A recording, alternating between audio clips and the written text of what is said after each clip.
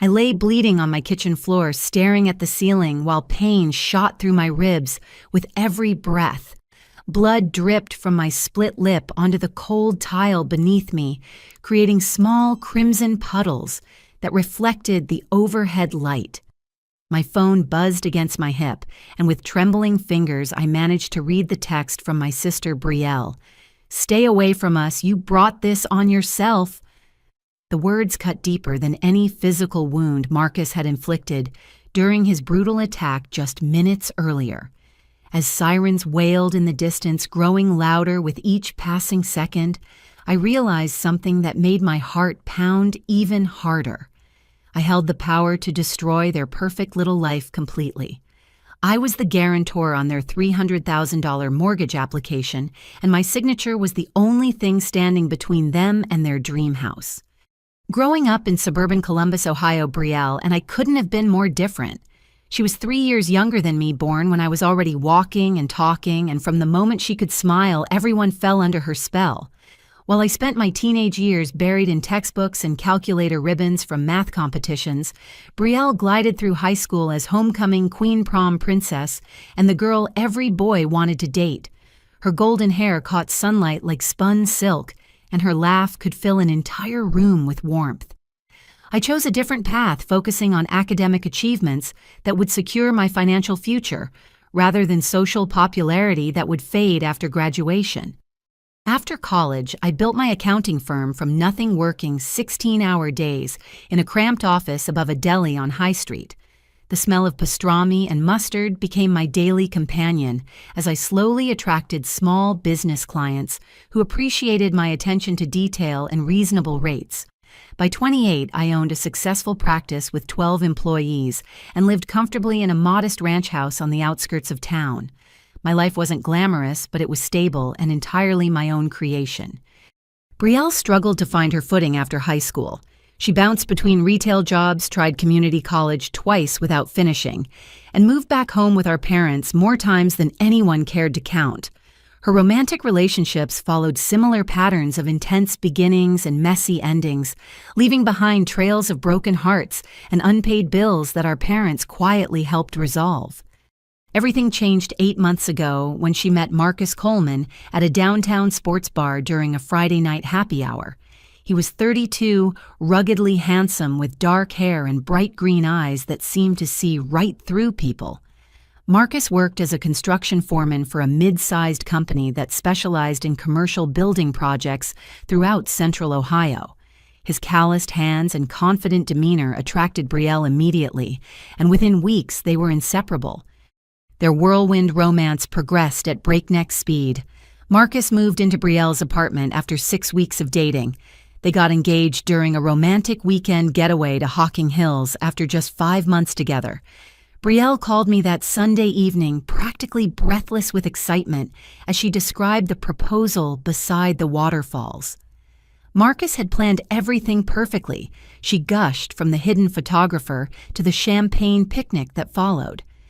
When they started house hunting in February, Brielle approached me about serving as their mortgage guarantor. They had found their dream home in a new development called Meadowbrook Estates, a 4-bedroom colonial with granite countertops and a 2-car garage. The asking price was $295,000, which required a substantial down payment and excellent credit for approval. Marcus's construction income was decent but irregular depending on project schedules and weather conditions. Brielle worked part-time at a boutique clothing store downtown, earning barely enough to cover her personal expenses. Together, their debt-to-income ratio fell short of bank requirements for such a large mortgage. I hesitated when Brielle first asked. Serving as a guarantor meant accepting full financial responsibility if they defaulted on payments.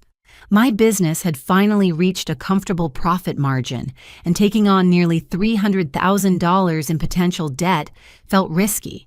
But seeing the hope in my sister's eyes, watching her describe their plans for starting a family and building a life together, I couldn't bring myself to refuse. The climactic twist that would later haunt me emerged during a family barbecue in March. I overheard Marcus on the phone in our parents' kitchen, speaking in hushed, angry tones to someone about payments and deadlines. When I asked Brielle about it later, she brushed off my concerns, saying Marcus sometimes dealt with difficult subcontractors who were late paying invoices. What I discovered months later was that Marcus had been systematically feeding Brielle lies about me from the very beginning of their relationship. He painted me as a controlling older sister who resented Brielle's happiness and success. According to his twisted narrative, I was obsessed with successful men and had deliberately sabotaged Brielle's previous relationships out of jealousy. He claimed I only agreed to guarantee their mortgage to maintain financial control over Brielle's life, ensuring she remained dependent on my approval and support. These fabricated stories poisoned Brielle's perception of my genuine concern and created the foundation for the nightmare that was about to unfold. The first unsettling encounter happened during our father's birthday celebration at Romano's Italian restaurant in April. Marcus cornered me near the restroom hallway while our family was distracted by the dessert presentation. He stood uncomfortably close, his breath smelling of red wine and garlic bread, and made inappropriate comments about my financial independence. "You know, Fanny, most men find successful women intimidating," he said, leaning against the wall to block my path back to the dining room. "But I appreciate a woman who knows how to handle money. Maybe you could teach Brielle a thing or two about investing." His eyes lingered on my figure in a way that made my skin crawl, and when I tried to step around him, he moved to maintain his blocking position. "I should get back to the table," I replied firmly, keeping my voice steady despite my discomfort. Marcus chuckled and finally stepped aside, but not before adding, "Of course, wouldn't want to keep the family waiting. You're always so responsible, aren't you?" When I mentioned the incident to Brielle during our weekly coffee date the following Tuesday, she laughed it off as a misunderstanding. "Marcus has a weird sense of humor sometimes," she explained, stirring extra cream into her latte. "He's just trying to connect with you because you're important to me. He knows how close we are." The second incident occurred during Brielle's birthday dinner in May. We celebrated at the Refinery, an upscale restaurant in the Short North District. Marcus arrived late, claiming his construction crew had run into permit issues that required his immediate attention. Throughout dinner, he dominated conversation with stories about difficult clients and incompetent city inspectors, painting himself as the long-suffering hero dealing with constant obstacles. When Brielle excused herself to take a phone call from our mother, Marcus immediately shifted his attention to me.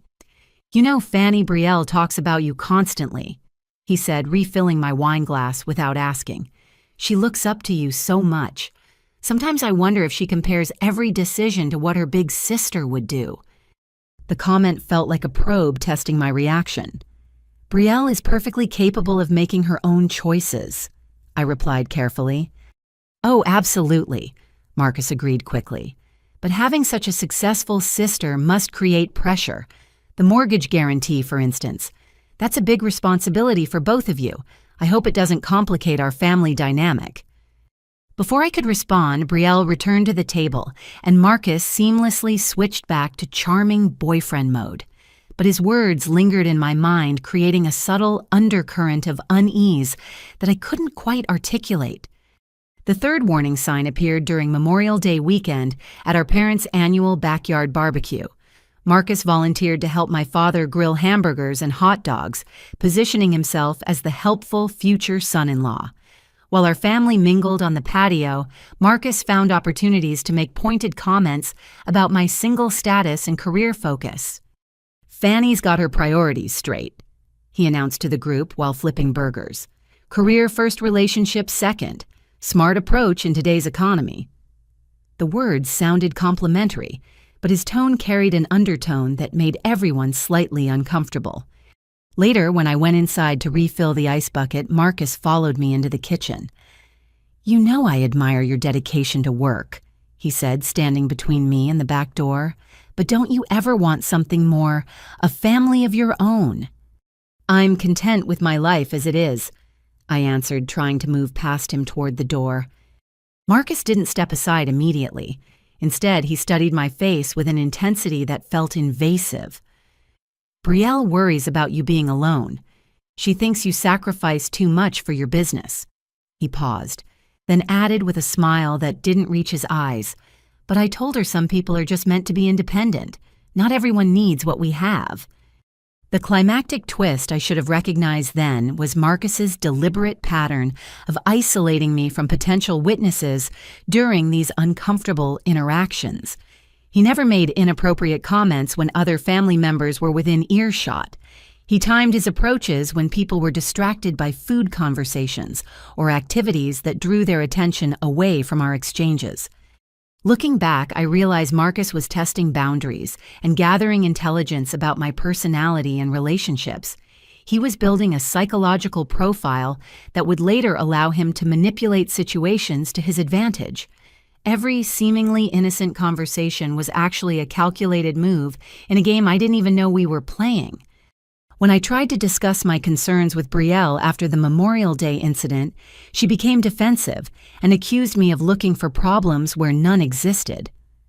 "Marcus is trying to bond with you because you're going to be family," she insisted. "Why can't you just give him a chance instead of analyzing everything he says?" Her reaction stung because it felt like a betrayal of our usual open communication. We had always been able to talk honestly about everything from childhood fears to adult relationship struggles, but Marcus's presence had created a wedge between us that grew wider with each passing week.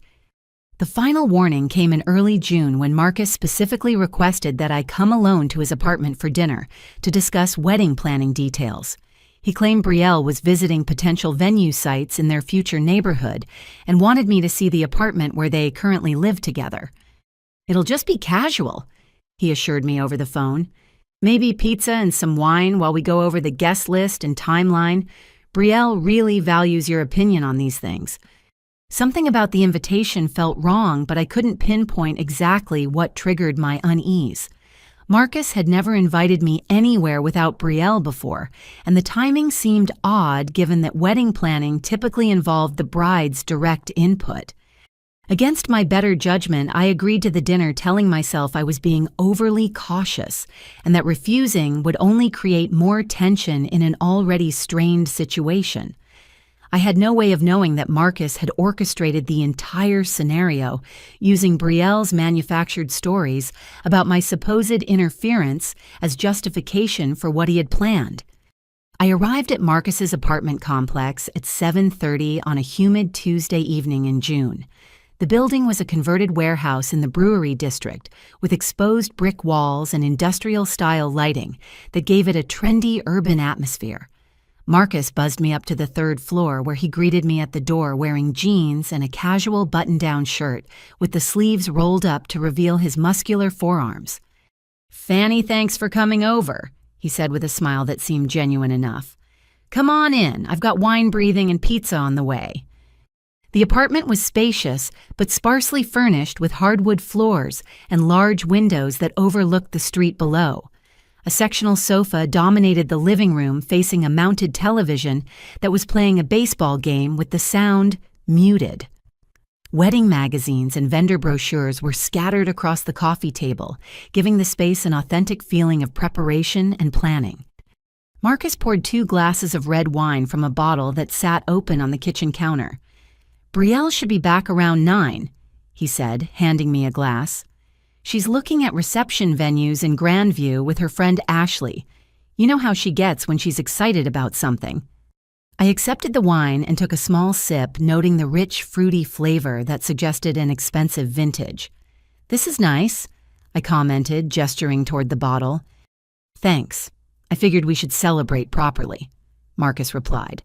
"After all, this wedding wouldn't be possible without your help. The mortgage guarantee means everything to us." We sat on the sofa and began reviewing the wedding planning materials. Marcus seemed genuinely interested in my opinions about flower arrangements, menu options, and seating charts. He took notes on a legal pad and asked thoughtful questions about my preferences for various aspects of the celebration. About 30 minutes into our conversation, something shifted in Marcus's demeanor. His questions became more pointed and personal, focusing on my relationship with Brielle rather than wedding details.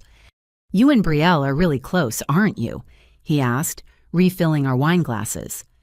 "We've always been close," I confirmed. She's my only sibling and I care about her happiness." Marcus nodded slowly as if processing this information. "She talks about you constantly. Sometimes I wonder if she compares me to you, like whether I measure up to her successful big sister." The comment caught me off guard. "I'm sure that's not true. Brielle loves you for who you are." "Does she—" Marcus's voice carried a sharp edge that hadn't been there moments before. "Or does she love the idea of having someone stable like you approve of her choices?"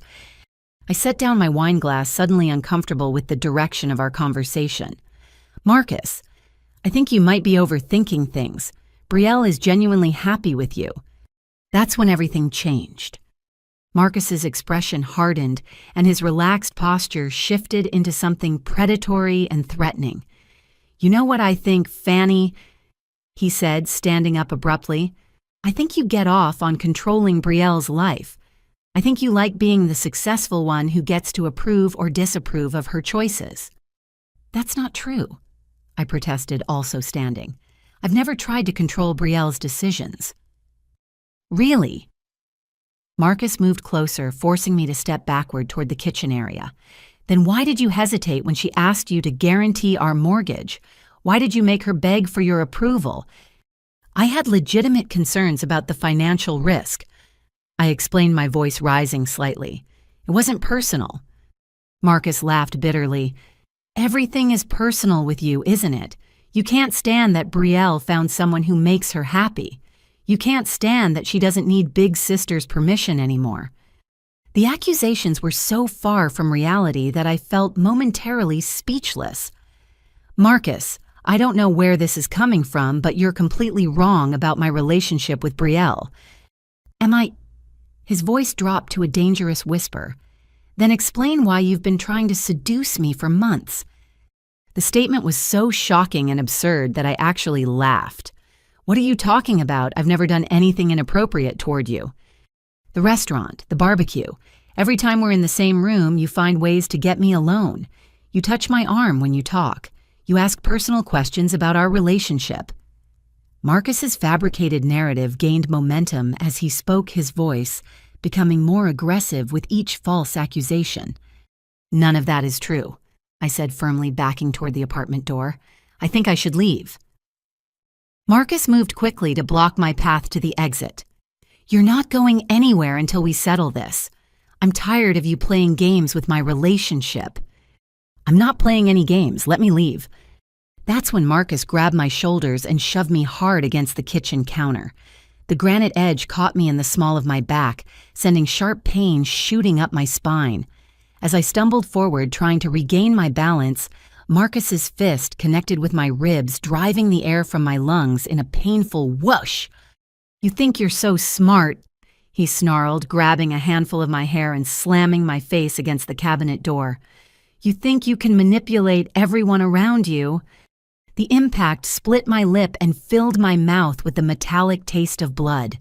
Pain exploded across my cheekbone as the cabinet's hard surface connected with my face. I tried to scream, but Marcus's hand covered my mouth, muffling any sound I might have made.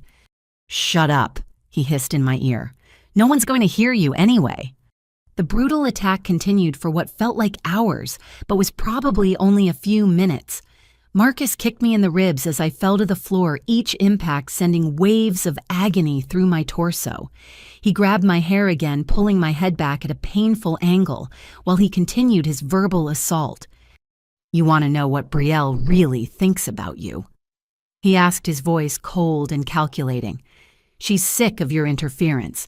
She's tired of pretending to need your approval. She asked me to handle this situation because she doesn't have the courage to cut you out herself." The psychological cruelty hurt worse than the physical violence. The idea that Brielle had orchestrated this confrontation, that she wanted Marcus to hurt me, felt like a knife twisting in my chest. Finally, Marcus released his grip on my hair and stepped back, breathing heavily from his exertion. I curled into a ball on the kitchen floor, tasting blood and struggling to catch my breath through what felt like broken ribs. The climactic twist came when Marcus crouched down beside me, his voice returning to the calm, controlled tone he had used when I first arrived. "Now here's what's going to happen," he said matter-of-factly. "You're going to get up, clean yourself off, and go home. You're not going to call the police or tell anyone what happened here tonight." "Why would I do that?" I gasped through the pain. Marcus smiled with cold satisfaction. "Because I know you're the guarantor on our mortgage, Fanny. I know that if we default on those payments, it ruins your credit and destroys your business reputation. And I want you to understand something very clearly. If you cause problems for me, I will make sure we default. I'll file bankruptcy and disappear, leaving you responsible for $300,000 in debt." The calculated nature of his threat revealed that this entire evening had been premeditated. Marcus hadn't attacked me in a moment of passion or anger. He had planned this assault as a method of intimidation and control, using my financial vulnerability as leverage to ensure my silence. "You planned this," I whispered, the realization hitting me almost as hard as his fists had. "Smart girl," Marcus replied. "Too bad you're not smart enough to mind your own business." He stood up and walked to the kitchen sink, calmly washing his hands as if he had just finished preparing dinner rather than brutally assaulting someone. The casual normalcy of his actions was somehow more terrifying than the violence itself. "The pizza should be here soon," he said conversationally. "I'll tell the delivery guy you left early because you weren't feeling well. Brielle will be disappointed she missed you, but I'm sure you'll have plenty of opportunities to catch up later."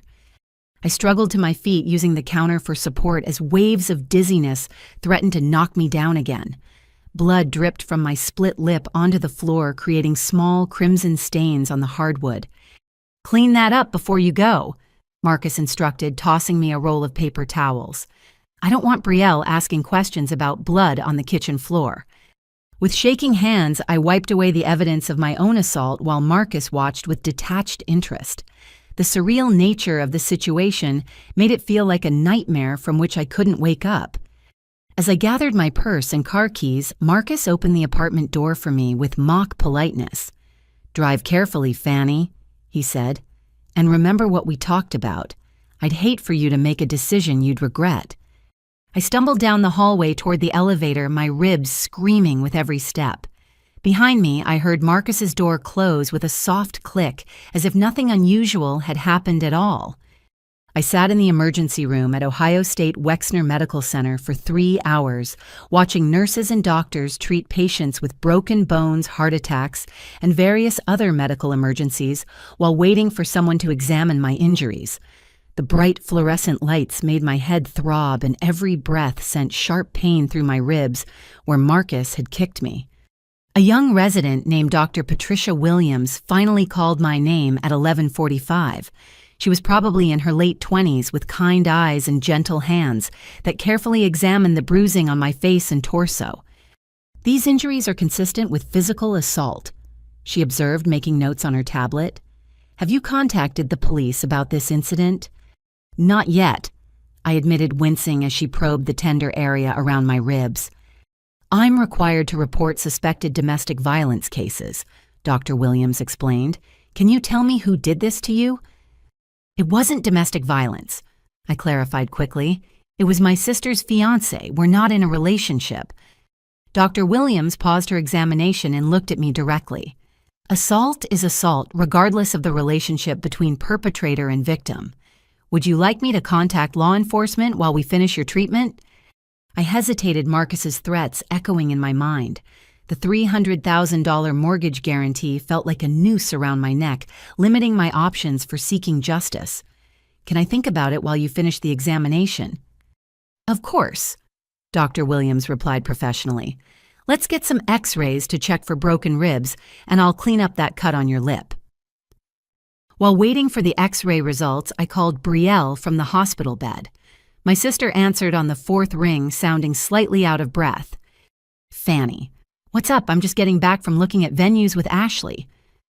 "Brielle, I need to tell you something important. Marcus attacked me tonight at his apartment."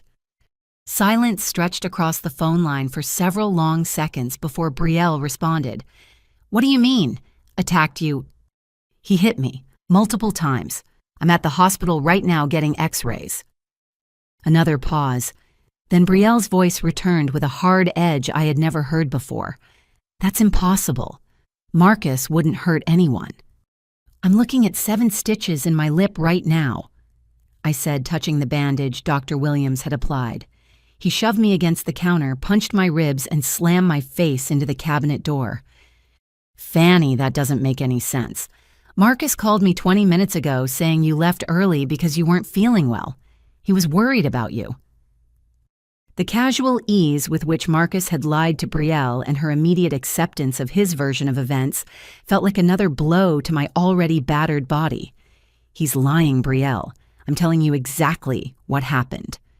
Why would Marcus lie about something like that? Brielle's tone shifted from confusion to accusation. What did you do to make him angry? The question hit me like a physical slap.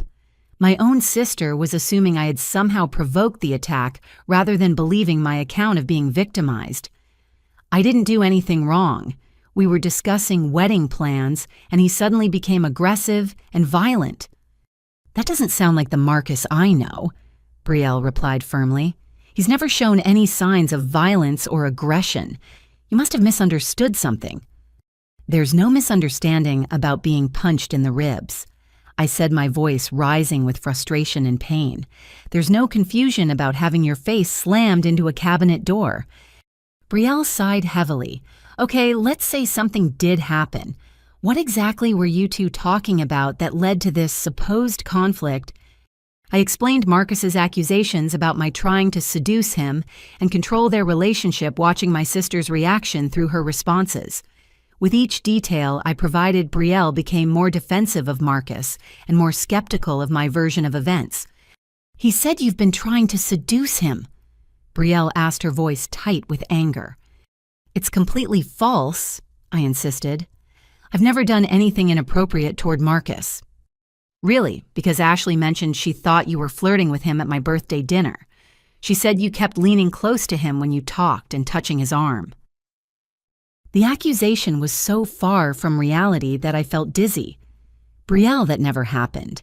I barely spoke to Marcus at your birthday dinner, except when he made me uncomfortable by standing too close. Uncomfortable how? I described the incidents at the restaurant, the barbecue, and other occasions when Marcus had made inappropriate comments or invaded my personal space. With each example I provided, Brielle's responses became more hostile and disbelieving.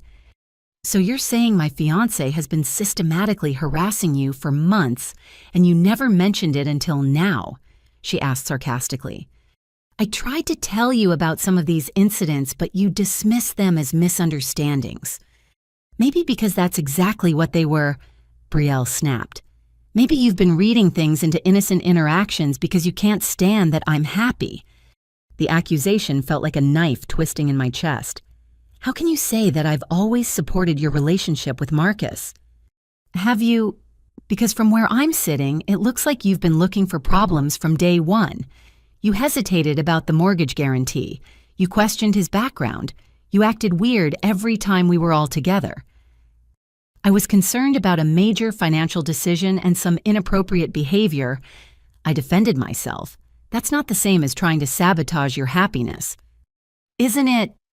Brielle's voice carried a coldness I had never heard before. Maybe Marcus was defending himself tonight. Maybe you came on to him, and when he rejected you, you got physical. The suggestion was so outrageous that I actually gasped. You think I attacked Marcus? Look at me, Brielle. I'm the one in the hospital with injuries. People get hurt in fights, she replied matter-of-factly, especially when they start something they can't finish. Dr. Williams returned to my bedside with X-ray results, interrupting our increasingly heated conversation. The good news is no broken ribs, she announced quietly, clearly picking up on the tension of my phone call. You have severe bruising and muscle strain, but nothing that won't heal with time and rest. I thanked the doctor and returned to my conversation with Brielle, who had been listening to the medical consultation. 7 stitches and severe rib bruising, I reported. Does that sound like someone who started a fight? I don't know what to believe anymore, Brielle said, but her tone suggested she had already made up her mind. All I know is that Marcus loves me, and we're planning a life together. if you can't accept that maybe we need some space from each other. The climactic twist that shattered my heart completely came in the next part of our conversation. I had expected Brielle to at least consider the possibility that Marcus was lying to show some concern for my injuries or to express confusion about the conflicting stories. Instead, she delivered a revelation that changed everything. "Actually, Fanny, I need to be honest with you about something," Brielle said, her voice taking on a confessional tone.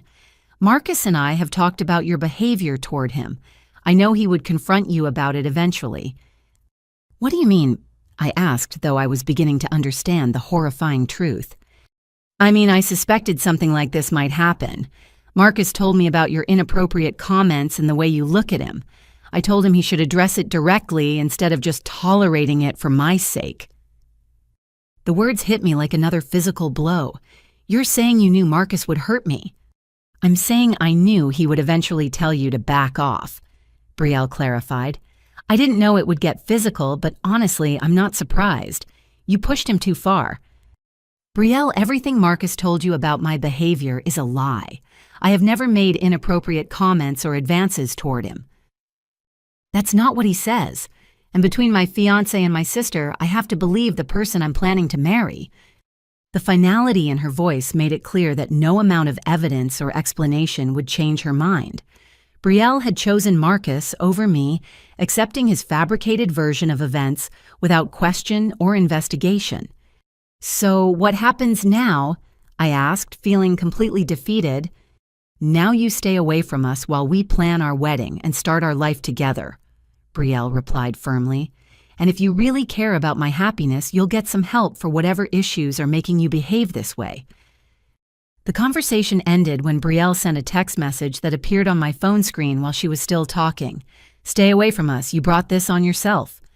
Sitting alone in that hospital bed at 2 a.m, surrounded by the antiseptic smell and fluorescent lighting of the emergency room, I realized that Marcus had orchestrated this entire scenario perfectly. He had spent months poisoning Brielle against me, building a foundation of lies that made his violent attack seem justified. My sister, the person I loved most in the world, believed I was the villain in this story. But as I stared at Brielle's cruel text message, a different kind of clarity began to emerge through my pain and heartbreak. I might not be able to prove what really happened in that apartment, but I didn't have to remain a victim of Marcus's manipulation. I held power that he probably hadn't fully considered when he made his threats about defaulting on the mortgage. If Brielle wanted me to stay away from them, I would give her exactly what she asked for. And Marcus was about to learn that financial leverage worked both ways. I spent the rest of that night in my hospital bed staring at the ceiling tiles and listening to the steady beep of medical equipment from other patients' rooms. The pain medication made my thoughts fuzzy, but one thing remained crystal clear. I was done being manipulated and threatened by Marcus, and I was done being blamed for his violence by my own sister. At 6 a.m, I typed a simple response to Brielle's cruel text message. 3 letters that would change everything. Done. Dr. Williams discharged me at 7:30 with prescriptions for pain medication and muscle relaxers, along with instructions to return immediately if my symptoms worsened. The bruising on my face had darkened overnight, creating purple and yellow patches that would take weeks to fully heal. I drove home slowly, every bump in the road sending sharp reminders through my injured ribs. My modest ranch house had never felt more welcoming than it did that Wednesday morning with its familiar furniture and peaceful silence. But I couldn't rest yet. There was something important I needed to take care of immediately. David Weinstein had been my attorney for 5 years, handling everything from business contracts to real estate transactions. Despite the early hour, I called his office and left an urgent voicemail requesting an immediate callback regarding a time-sensitive legal matter. David returned my call within 20 minutes, his voice showing concern when I explained I needed to withdraw as guarantor on a mortgage application. "Fanny, what's going on? You sound like you're in pain." "I was assaulted last night by the borrower," I explained, giving him a brief summary of Marcus's attack and threats. "I need to know my legal options for removing myself from this financial obligation." Jesus Christ, David muttered. Have you filed a police report? Not yet. The perpetrator threatened to default intentionally if I involved law enforcement, which would destroy my credit and business reputation. David was quiet for several seconds, and I could hear him typing notes on his computer. Okay, let's think about this strategically. The mortgage hasn't been finalized yet, correct? Correct. They're still waiting for final approval from the lender. Then you have the legal right to withdraw your guarantee at any time before closing. The bank can't force you to remain liable for a debt you no longer wish to secure.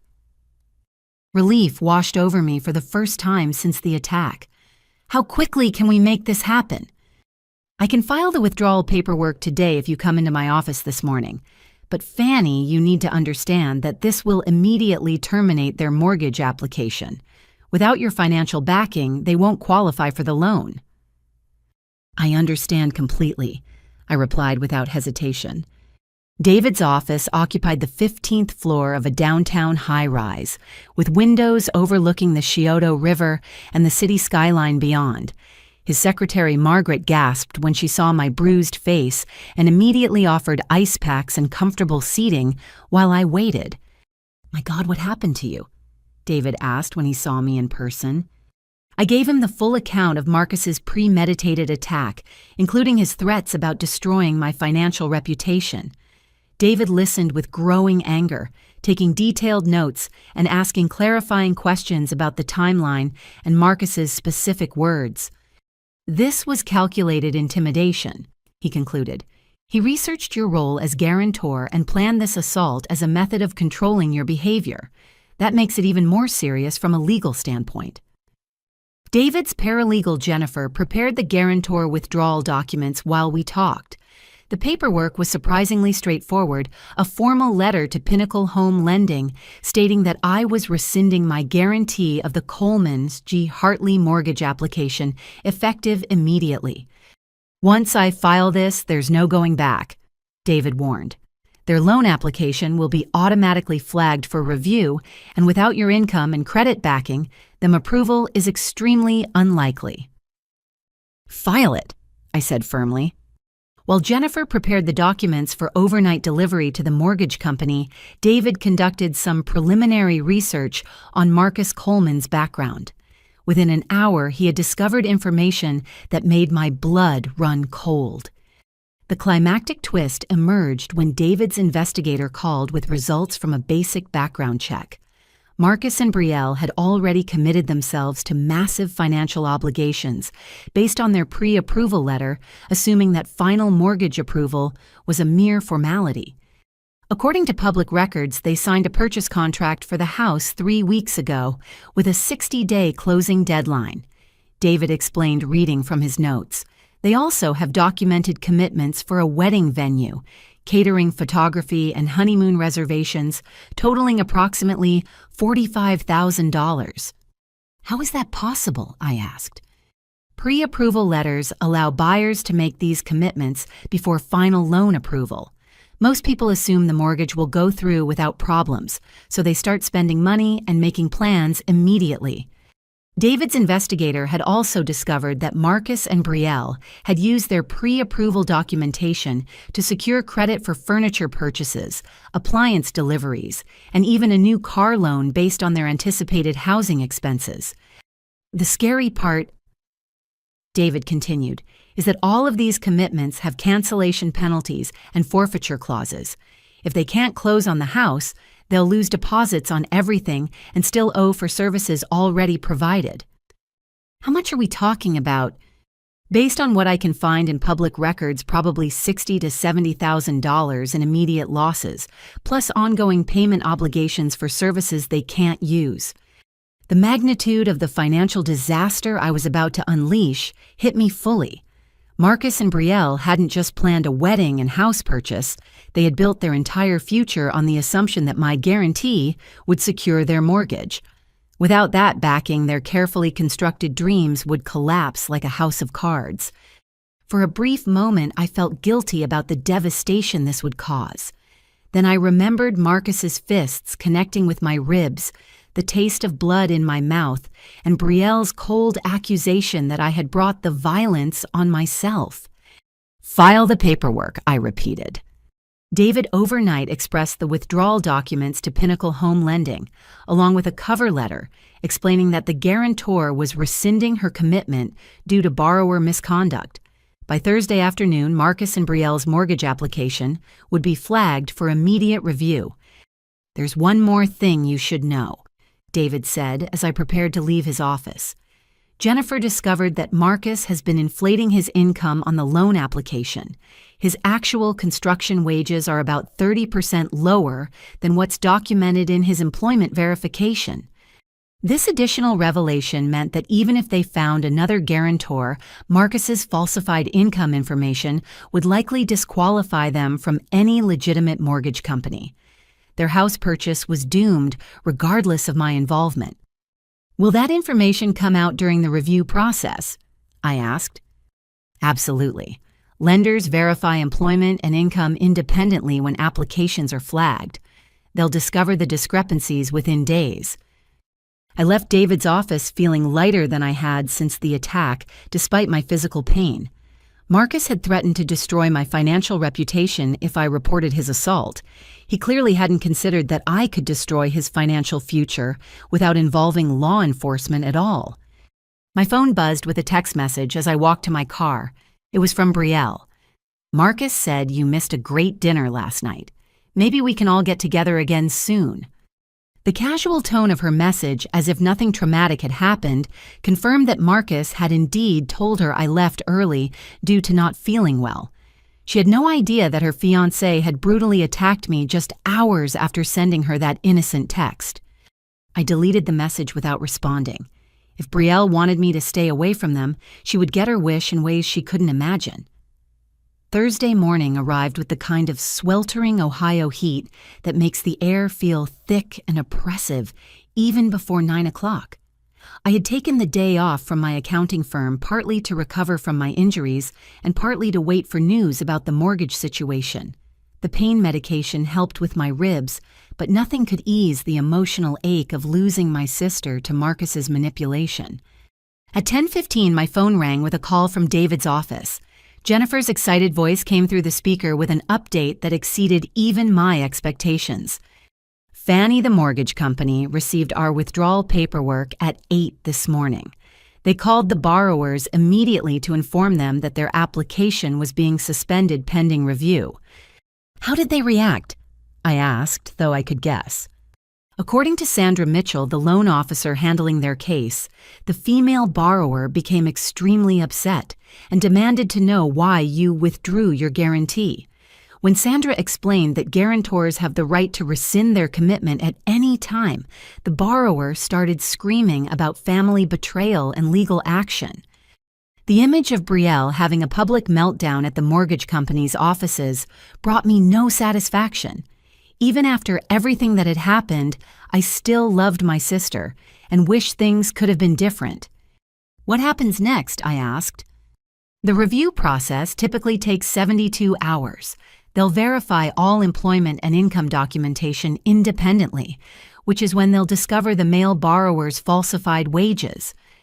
And then, complete disqualification from not just this lender, but any reputable mortgage company. Loan fraud goes into a national database that prevents future applications." I thanked Jennifer for the update and settled in for what I expected would be a quiet day of rest and recovery. Instead, my phone started ringing almost immediately with increasingly frantic calls from Brielle. The first call came at 10:45. "Fannie, what the hell did you do?" Brielle's voice was shrill with panic. "The mortgage company says you withdrew your guarantee. They're reviewing our entire application now." "I told you I was done," I replied calmly. "You asked me to stay away from you, so I'm removing myself from your financial obligations as well. You can't do this. We've already committed to the house purchase. The closing is scheduled for next month. You should have thought about that before you chose to believe Marcus's lies over your sister's account of being assaulted." Brielle was quiet for several seconds, then her voice returned with a different tone. "Fannie, please. I know we had a fight, but this is bigger than that. If we lose this house, we lose everything. Everything like what? The wedding venue requires full payment if we cancel less than 60 days before the event. The photographer, the catering, the honeymoon reservations. We put deposits on furniture that gets delivered next week. Marcus bought a new truck based on our housing budget. The scope of their financial commitments was even larger than David's research had indicated. They had essentially spent their future income based on the assumption that their mortgage would be approved. "None of that is my responsibility," I said firmly. "But you're my sister," Brielle pleaded. "Family doesn't abandon family over misunderstandings." Misunderstandings. The word hit me like another slap. Marcus brutally attacked me and you accused me of bringing it on myself. That's not a misunderstanding. Maybe there's more to the story than either of you told me. Maybe if we all sat down together and talked it through. "I'm not sitting down with someone who assaulted me," I interrupted, "and I'm especially not doing it to help fix his financial problems." The second call came 2 hours later with Brielle's tone shifted from pleading to angry. "I just got off the phone with our real estate agent," she announced. "If we can't close on the house, we forfeit our earnest money and face legal action for breach of contract. That's $25,000 down the drain." Again, not my responsibility. It is your responsibility because you created this situation by withdrawing your guarantee without warning. I created this situation. I couldn't believe what I was hearing. Marcus created this situation when he decided to assault me in his kitchen. That's your version of what happened. Marcus says you came on to him and got violent when he rejected you. The fact that Marcus was still spreading lies about the attack and that Brielle was still choosing to believe them eliminated any remaining sympathy I felt for their predicament. Believe whatever you want to believe, Brielle, but I'm not changing my mind about the guarantee. The climactic twist that would ultimately destroy their dreams completely came during my third conversation with Brielle that afternoon. Sandra Mitchell, the loan officer, had called them with the results of the employment verification review. "They're saying Marcus lied about his income," Brielle said, her voice hollow with shock. "They found discrepancies in his employment documentation." "What kind of discrepancies?" "His actual wages are 30% lower than what he reported on the application.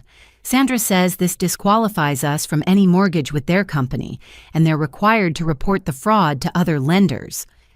The revelation confirmed what David's investigator had discovered, but hearing it from Brielle made it feel more real. Marcus hadn't just assaulted me, he had also committed loan fraud that would prevent them from buying any house in the foreseeable future. "I'm sorry you're dealing with this," I said, and I meant it despite everything that had happened. "Are you?" Brielle's voice turned bitter. "Because it seems like you're getting exactly what you wanted. You never liked Marcus, and now you found a way to destroy our relationship." "I didn't falsify income documents, Brielle. Marcus did that himself." "But you knew this would happen when you withdrew your guarantee. You knew they would investigate everything more carefully." The accusation stung because it contained a grain of truth. I had hoped that removing my financial backing would derail their mortgage application, though I hadn't known about Marcus's fraudulent documentation at the time. What I knew was that I couldn't remain financially tied to someone who threatened and assaulted me. I replied, "Everything else is a consequence of choices Marcus made." "Choices we're both paying for now," Brielle said quietly. "The wedding venue is demanding full payment by Friday, or they'll cancel our reservation and keep our deposit. The furniture delivery can't be stopped because it's already in transit.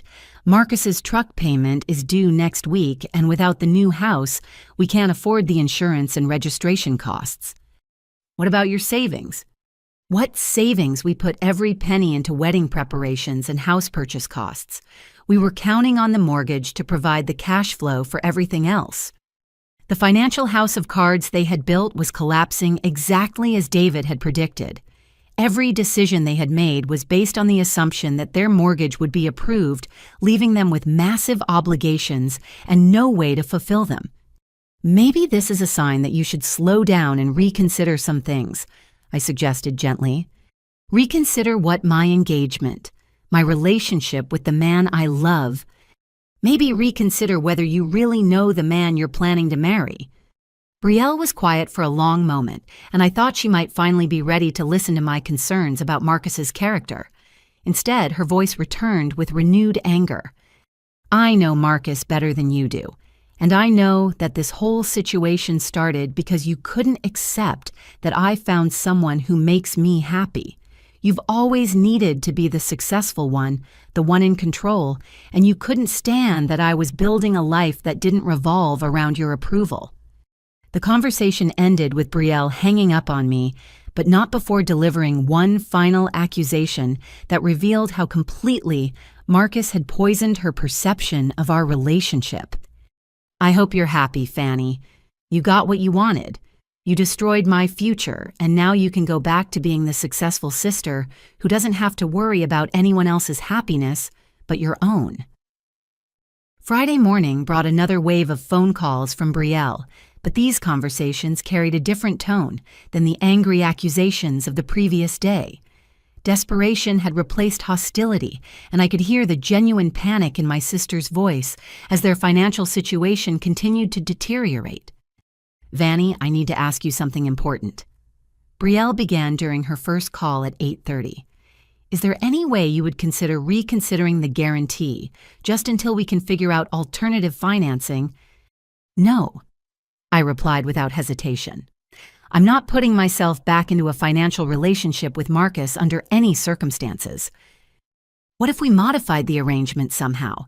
Maybe you could guarantee a smaller amount, or we could add additional protections for you." The fact that Brielle was still trying to salvage their mortgage application told me she hadn't fully grasped the implications of Marcus's income fraud. Even if I agreed to reinstate my guarantee, which I absolutely would not, no legitimate lender would approve their application once the falsified documents were discovered. "Brielle, the income fraud disqualifies you from any mortgage company. Finding alternative financing isn't going to be possible. Maybe Marcus made an honest mistake on the paperwork.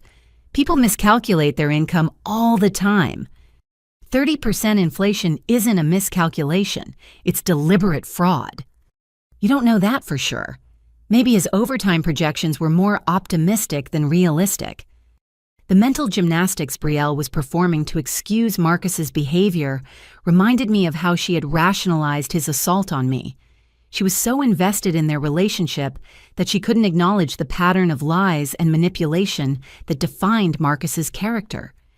"Even if it was an honest mistake," I said gently, "I still won't guarantee a loan for someone who physically attacked me. But what if he apologizes? What if we all sit down and work through this misunderstanding?" "There's no misunderstanding about being punched in the ribs, Brielle, and there's no apology that would make me trust Marcus with my financial security." The second call came an hour later, with Brielle's voice tight with stress. "The wedding venue is demanding payment by 5 o'clock today, or they're canceling our reservation. That's $15,000 we'll lose completely. Can you postpone the wedding instead of canceling? Postponing still costs us the deposits, and we'd have to put down new money for a different date. We don't have that kind of cash available. What about your parents? Can they help with the immediate crisis?" "Mom and Dad already refinanced their house to help us with the wedding expenses 6 months ago. They can't take on any more debt." The revelation that our parents had mortgaged their retirement security to fund Brielle's wedding added another layer of tragedy to the unfolding disaster. Marcus's financial fraud and assault weren't just destroying his relationship with Brielle. They were threatening our entire family's economic stability. "I'm sorry this is happening," I said, meaning it sincerely despite my anger at how the situation had developed. "Are you?" Brielle asked. "Because you have the power to fix this, and you're choosing not to." "I have the power to make myself financially responsible for Marcus's debts. That's not the same as fixing anything. It would give us time to find alternative solutions." What alternative solutions? Marcus committed loan fraud, Brielle. His financial credibility is destroyed for years to come. Maybe we could find a private lender who doesn't run the same verification checks. The suggestion revealed how little Brielle understood about mortgage lending and how desperate she had become. Private lenders who didn't verify income were typically predatory operations that charged interest rates so high they guaranteed eventual default and foreclosure. Those lenders charged 20 to 30% interest, Brielle. You'd lose the house within 2 years even if you could make the initial payments. At least we'd have 2 years to figure something else out. You'd have 2 years of massive debt before losing everything anyway. That's not a solution, it's just a slower form of financial suicide. The third call came at 2 in the afternoon, and I could immediately tell that something had shifted in Brielle's mental state. Her voice carried a frantic energy that made me concerned about her decision-making capacity. "I've been thinking about our conversation," she began. "You said Marcus assaulted you, but you never filed a police report. You went to the hospital, but you didn't ask them to call law enforcement. Doesn't that seem strange if you were really the victim of a violent crime?" I explained why I didn't report it immediately. Marcus threatened to destroy my business reputation if I involved police. Or maybe you didn't report it because you knew the evidence wouldn't support your story. "What are you suggesting, Brielle?" "I'm suggesting that maybe your version of what happened isn't completely accurate. Maybe Marcus was defending himself and you got hurt worse than either of you expected." The conversation was taking a disturbing turn that reminded me of domestic violence cases I had read about where victims were gaslit into believing they were responsible for their own abuse. "I have medical records documenting injuries consistent with assault," I said firmly. "I have hospital staff who can testify about the nature and severity of those injuries. Medical records prove you were injured. They don't prove who caused the injuries or how they occurred." "Are you seriously suggesting I beat myself up to frame Marcus?" "I'm suggesting that maybe you provoked a physical confrontation and got hurt worse than you intended." The climactic twist that would shatter any remaining hope for reconciliation came during my fourth conversation with Brielle that evening. David called me at 6 o'clock with urgent news that changed everything. "Fanny, I need to tell you about something that just happened. Pinnacle Home Lending contacted me about fraudulent documents that were submitted this afternoon." "What kind of fraudulent documents?" "Someone attempted to forge your signature on a revised guarantor agreement and submit it to a secondary lender called Ohio Valley Mortgage. The forgery is obvious because whoever did it doesn't know your professional signature style, but it's still a serious crime." My blood ran cold as the implications hit me. Brielle. The documents were submitted electronically from an IP address that traces back to your sister's apartment complex. Ohio Valley's fraud department has already contacted law enforcement about the attempted mortgage fraud. "What does this mean legally?" "It means your sister is now facing potential criminal charges for forgery and mortgage fraud. These are felony offenses that carry substantial prison sentences." "Can we prove she was the one who actually submitted the documents?" The electronic submission included authentication codes that required access to personal information about you that only a family member would know. Social security number, date of birth, mother's maiden name. The evidence is pretty conclusive. I felt physically sick thinking about Brielle throwing away her future in such a desperate and foolish attempt to save her relationship with Marcus. The woman I had grown up with, who had always been impulsive but never criminal, had crossed a line that would destroy her life far more thoroughly than any canceled wedding or lost house deposit. "What happens next?" I asked. "Law enforcement will contact both you and your sister within the next 24 hours. You'll need to decide whether to press charges or try to resolve this as a civil matter." "And if I don't press charges?" "The mortgage company still has to report the fraud attempt to federal banking authorities. Your sister could face investigation even without your cooperation." I hung up the phone and immediately called Brielle, who answered on the first ring with a voice full of artificial cheerfulness. "Fanny, I was just about to call you with some good news. We found a lender who might be able to work with our situation." "Brielle, what did you do?" The silence on the other end of the line told me everything I needed to know. My sister had indeed forged my signature in a desperate attempt to save her collapsing dreams, and now she was about to face consequences that would haunt her for years to come. Saturday morning brought Detective Rachel Torres to my front door at 9:15, along with a younger officer named Patrolman Kevin Brooks. Detective Torres was a woman in her early 40s, with graying hair and intelligent eyes that seemed to take in every detail of my still bruised face. Ms. Hartley, I'm investigating a mortgage fraud case involving forged documents submitted under your name. I understand you may also have information about an assault that occurred earlier this week. I invited them into my living room and offered coffee, which they politely declined. Detective Torres opened a folder containing printed emails and document images, while Patrolman Brooks took notes on a small tablet.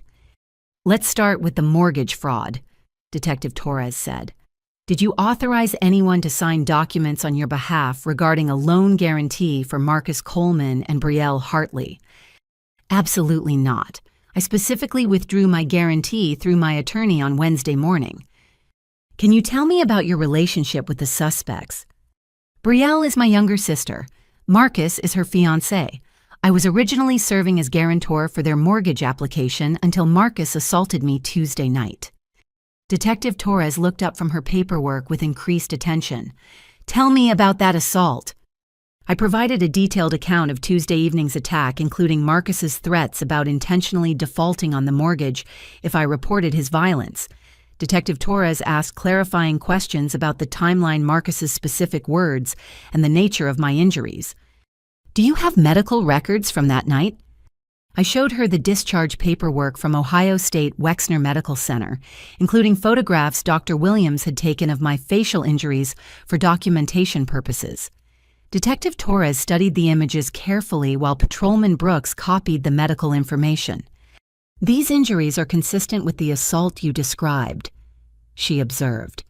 Why didn't you report this incident immediately? I explained Marcus's threats about financial retaliation and my initial concern about protecting my business reputation. Detective Torres nodded with understanding, indicating she had encountered similar situations before. Domestic violence perpetrators often use financial intimidation to prevent victims from seeking help, she said. The fact that you withdrew from the mortgage arrangement shows you found a way to protect yourself despite his threats. Is that how you discovered the forgery? Partially. When your sister submitted the fraudulent guarantee documents yesterday, the secondary lender contacted the original lender to verify your withdrawal. That's when we learned about both the forgery attempt and your reasons for withdrawing. Detective Torres opened a second folder containing background information that would change my understanding of Marcus completely. The climactic twist emerged when she began reading from Marcus's criminal history report. Fanny, I need to tell you something important about Marcus Coleman that your sister may not know. What did you find? Marcus has 2 previous convictions for domestic violence in other states. The first occurred 3 years ago in Kentucky, where he was convicted of assaulting his girlfriend, Sarah Mitchell. She required reconstructive surgery for facial injuries he inflicted during an argument about money. My stomach clenched as I realized how easily Marcus's attack on me could have been much worse. What was the second conviction? 2 years ago in Indiana, Marcus assaulted his roommate, Christopher Davis, during a dispute about unpaid rent. Mr. Davis suffered permanent hearing damage from blows to his head. How is this information not easily available? Wouldn't background checks reveal these convictions? They would if someone actually ran a background check. But these convictions occurred in different states under slightly different name variations. Marcus used Mark Coleman in Kentucky and Marcus C. Coleman in Indiana. Unless someone specifically searches for variations and runs multi-state checks, the records don't automatically connect. Did Brielle know about this? Detective Torres consulted her notes. We interviewed your sister yesterday evening after the forgery was discovered. When we informed her about Marcus's criminal history, she initially denied any knowledge. However, under further questioning, she admitted that Marcus had told her about some misunderstandings with previous girlfriends. Misunderstandings. That's the word she used. According to your sister, Marcus claimed his ex-girlfriends were unstable women who falsely accused him of violence when their relationships ended badly. The psychological manipulation Marcus had used on Brielle was even more sophisticated than I had realized. He had preemptively discredited his own victims by characterizing them as unreliable accusers, making it easier for Brielle to dismiss any future allegations against him. So Brielle knew Marcus had been accused of domestic violence before. She knew he had been involved in what she called relationship drama with previous partners. She believed his version that these women were lying to hurt him. And she never thought to research these accusations independently. Detective Torres shook her head. Love makes people ignore red flags they would normally recognize. Your sister was emotionally invested in believing Marcus's story rather than investigating the truth. What happened when you told her about the medical records and police reports from his previous convictions? She broke down completely. The evidence was overwhelming and she couldn't maintain her denial any longer. Detective Torres turned to a new section of her folder. There's something else you need to know about Marcus's motivations for targeting your family. What do you mean? Our financial investigation revealed that Marcus chose your sister specifically because of your success and financial stability. He researched your accounting business and credit history before he even met Brielle. The revelation hit me like another physical blow. He planned this from the beginning. Marcus has substantial gambling debts to illegal operations in Cincinnati. He owes approximately $70,000 to people who use violence to collect payments. His relationship with your sister was essentially an elaborate fraud scheme designed to access both her money and your financial backing. How did he research my financial information? Public records, social media, and information he gathered from Brielle during their early dates. She unknowingly provided details about your business success, your real estate holdings, and your close relationship with her. So when he proposed to Brielle, he was positioning himself to use their marriage and house purchase as collateral for consolidating his gambling debts through illegal loan arrangements. Your guarantee would have given him access to $300,000 in equity that he planned to leverage for additional borrowing. The scope of Marcus's criminal planning was staggering. Every aspect of his relationship with Brielle had been calculated to exploit our family's resources for his personal benefit. What about the assault on me? How does that fit into his plan? Marcus became concerned that your financial background and protective instincts might expose his scheme before the house purchase was completed. He needed you eliminated as a potential threat, but he also needed your guarantee to remain in place. So he attacked me to intimidate me into silence while keeping me financially tied to their mortgage. Exactly. He underestimated your resolve and your ability to remove yourself from the situation entirely. Detective Torres closed her folder and looked at me directly. Marcus represents a type of predator we encounter occasionally. He targets women with family money or financial connections, manipulates them emotionally, and exploits their resources for his criminal activities. Your sister was a victim of sophisticated psychological manipulation. Where is Marcus now? We attempted to arrest him yesterday evening, but he had already fled his apartment. We believe he realized the investigation was expanding when the forgery was discovered. Has he left Ohio? We issued a BOLO alert for his vehicle and contacted law enforcement in neighboring states. Marcus has a pattern of fleeing when his criminal activities are exposed, but he usually doesn't get far. Detective Torres's investigation expanded rapidly over the weekend as her team uncovered the full scope of Marcus's criminal enterprise. She called me Sunday evening with updates that revealed how close my family had come to being completely destroyed by his schemes. We found Marcus. She began without preamble. State police arrested him at the Ohio-Pennsylvania border during a routine traffic stop around 4 this afternoon. Where was he trying to go? Pittsburgh, according to the GPS route programmed into his truck. We think he has contacts there from his gambling activities. What happened when they arrested him? That's where it gets interesting. Marcus was carrying 3 laptops, a box of documents, and approximately $15,000 in cash. The laptops contained detailed records of his entire criminal operation. Detective Torres explained that Marcus had been documenting his activities like a predator's handbook, maintaining spreadsheets of potential targets, psychological manipulation strategies, and financial exploitation techniques. One of the files is titled Brielle Project and contains everything from her social media posts to detailed plans for accessing your family's money. He documented his relationship with my sister like a business plan, complete with timelines, financial goals, and contingency strategies. He had backup plans for different scenarios, including what to do if you became suspicious of his intentions. What kind of backup plans? Isolation tactics to separate Brielle from family support, character assassination strategies to discredit you if you tried to warn her, even plans for accelerating their wedding timeline if he felt the scheme was being exposed too quickly. The clinical calculation behind Marcus's manipulation was nauseating. Every romantic gesture, every moment of seeming spontaneity had been planned in advance as part of his exploitation strategy.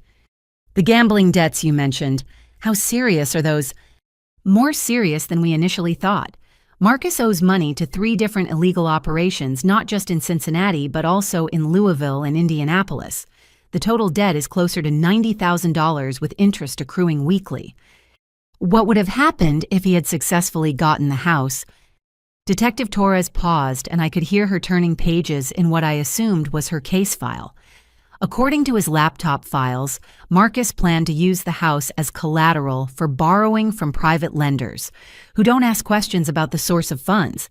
He would have taken out additional loans against the property's equity and used that money to pay his gambling debts. And when those loans came due, he planned to default and disappear, leaving Brielle responsible for all the debt. Your guarantee would have made you liable as well. The climactic twist that revealed the true scope of Marcus's criminal activities came when Detective Torres described what else police found in his possession. Marcus had documentation suggesting he's done this before, she said. We found records of at least 4 other women he's targeted over the past 5 years, all with similar profiles to your sister. What kind of profiles? Women with financial family connections who were emotionally vulnerable due to career struggles or relationship problems. Marcus specifically seeks out women who have successful relatives willing to help with major purchases. What happened to these other women? 2 of them lost substantial amounts of money before Marcus disappeared. One declared bankruptcy after being left with debts Marcus had accumulated in her name. The 4th one discovered his scheme before he could complete it and cooperated with law enforcement in Indiana. Is that how you connected him to the other domestic violence cases? Partially. The Indiana victim, Jennifer Walsh, had been trying to warn other potential targets about Marcus's methods. She contacted us when she saw his name in connection with the mortgage fraud investigation. Detective Torres explained that Jennifer had been trying to track Marcus across multiple states, documenting his pattern of targeting women and building criminal cases against him wherever possible. Jennifer's cooperation is why we were able to move so quickly on the arrest warrant. She had already done much of the investigative work connecting his various criminal activities. What charges is Marcus facing? Assault and battery for the attack on you, mortgage fraud for the income falsification, identity theft and forgery for the documents submitted under your name, plus the gambling-related charges from other jurisdictions. How much prison time are we talking about?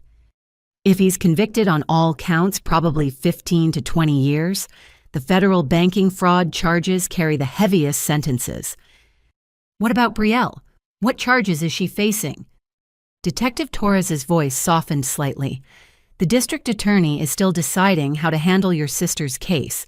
The forgery charges are serious, but given that she was being manipulated by Marcus and has no prior criminal history, they might offer a plea agreement. What kind of plea agreement? Probably probation, community service, and restitution to the mortgage companies for their investigation costs. She'd avoid jail time if she cooperates fully with the prosecution of Marcus. And if she doesn't cooperate, then she could face up to 5 years in prison for the forgery and fraud charges. The magnitude of the legal consequences facing both Marcus and Brielle was overwhelming. What had started as a simple mortgage application had spiraled into federal criminal charges that would affect multiple lives for years to come. Detective Torres, can I ask you something personal? Of course. In your experience with cases like this, do the family relationships ever recover? I mean, between the siblings or relatives who were manipulated. She was quiet for several seconds before responding. Sometimes. It depends on whether the victim can understand that they were manipulated by a professional predator, not just someone who made poor choices.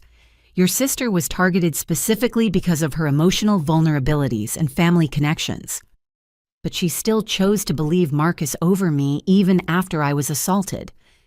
That's what makes these predators so effective.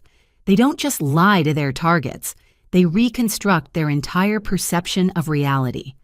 Marcus convinced your sister that you were the threat to her happiness, not him. How long does it take for someone to recover from that kind of manipulation? It varies. Some people recognize the manipulation quickly once the evidence becomes overwhelming. Others struggle for years to accept that their entire relationship was based on lies. Which category do you think Brielle falls into? Detective Torres considered the question carefully. Based on her reaction when we showed her the evidence of Marcus's criminal history and his documented plans to exploit your family, I think she's beginning to understand how completely she was deceived. What was her reaction? Complete emotional breakdown. She kept saying she couldn't believe she had been so stupid that she should have listened to your concerns about Marcus. Does she want to talk to me? She's asked several times if you would consider meeting with her, but she understands if you're not ready for that conversation yet. I thanked Detective Torres for the update and promised to stay in touch as the legal proceedings developed. After hanging up, I sat in my quiet house, trying to process the enormity of what Marcus had planned to do to my family. The realization that his entire relationship with Brielle had been a calculated fraud scheme made me feel sick to my stomach. Every family gathering, every wedding planning session, every conversation about their future together had been part of an elaborate con game designed to exploit our trust and financial resources. But underneath my anger and disgust, I felt a growing seed of hope. For the first time since Tuesday night's assault, it seemed possible that Brielle might eventually understand the truth about Marcus and perhaps even forgive herself for being manipulated by such a sophisticated predator. The question that remained was whether our relationship as sisters could survive the damage that Marcus's manipulation had inflicted on our family. Monday morning arrived with gray skies and the kind of persistent drizzle that makes everything feel soggy and depressing. I was reviewing client files at my kitchen table when Detective Torres called with news that would finally begin to heal the wounds Marcus had inflicted on our family. Fanny, your sister, has requested a meeting. She wants to apologize and explain some things about her relationship with Marcus that she couldn't admit before. What kind of things? Financial abuse that she was too embarrassed to acknowledge. Marcus had been stealing money from her personal accounts for months, and she just discovered the full extent of it. The revelation didn't surprise me given everything else we had learned about Marcus's criminal activities, but it added another layer of betrayal that Brielle had to process. Where does she want to meet? She asked if you would consider coming to the police station. She thinks having official documentation of her statement might help you trust that she's telling the truth this time. I agreed to meet Brielle at the downtown police station that afternoon, partly out of curiosity, and partly because Detective Torres seemed to believe my sister had genuinely begun to understand the reality of her situation. The Franklin County Justice Center occupied an imposing concrete building near the state capitol with security checkpoints and metal detectors that reminded visitors this was a place where serious crimes were processed. Detective Torres met me in the lobby and escorted me to a small conference room where Brielle was waiting. My sister looked terrible. Her usually perfect blonde hair hung limp and unwashed around her face, and her eyes were red and swollen from what appeared to be days of crying. She had lost weight since our last conversation, giving her face a gaunt appearance that made her look older than her 26 years. "Fanny," she said quietly when I entered the room. Thank you for coming. I wasn't sure you would. I sat across from her at the metal table, noting how different she seemed from the confident woman who had been planning her dream wedding just a week earlier. Detective Torres remained in the room but positioned herself near the door to give us some privacy. Detective Torres said you discovered Marcus had been stealing from you. Brielle nodded, pulling out her phone to show me bank statements and transaction records. I started checking my accounts carefully after the police told me about his criminal history. The unauthorized withdrawals go back 4 months. The evidence was damning. Marcus had systematically drained Brielle's checking and savings accounts, taking money in amounts small enough to avoid immediate detection, but large enough to accumulate into substantial theft over time. $12,800. Brielle said, her voice barely above a whisper. He used my debit card information to withdraw cash from ATMs all over the city while I was at work. How did he get your card information?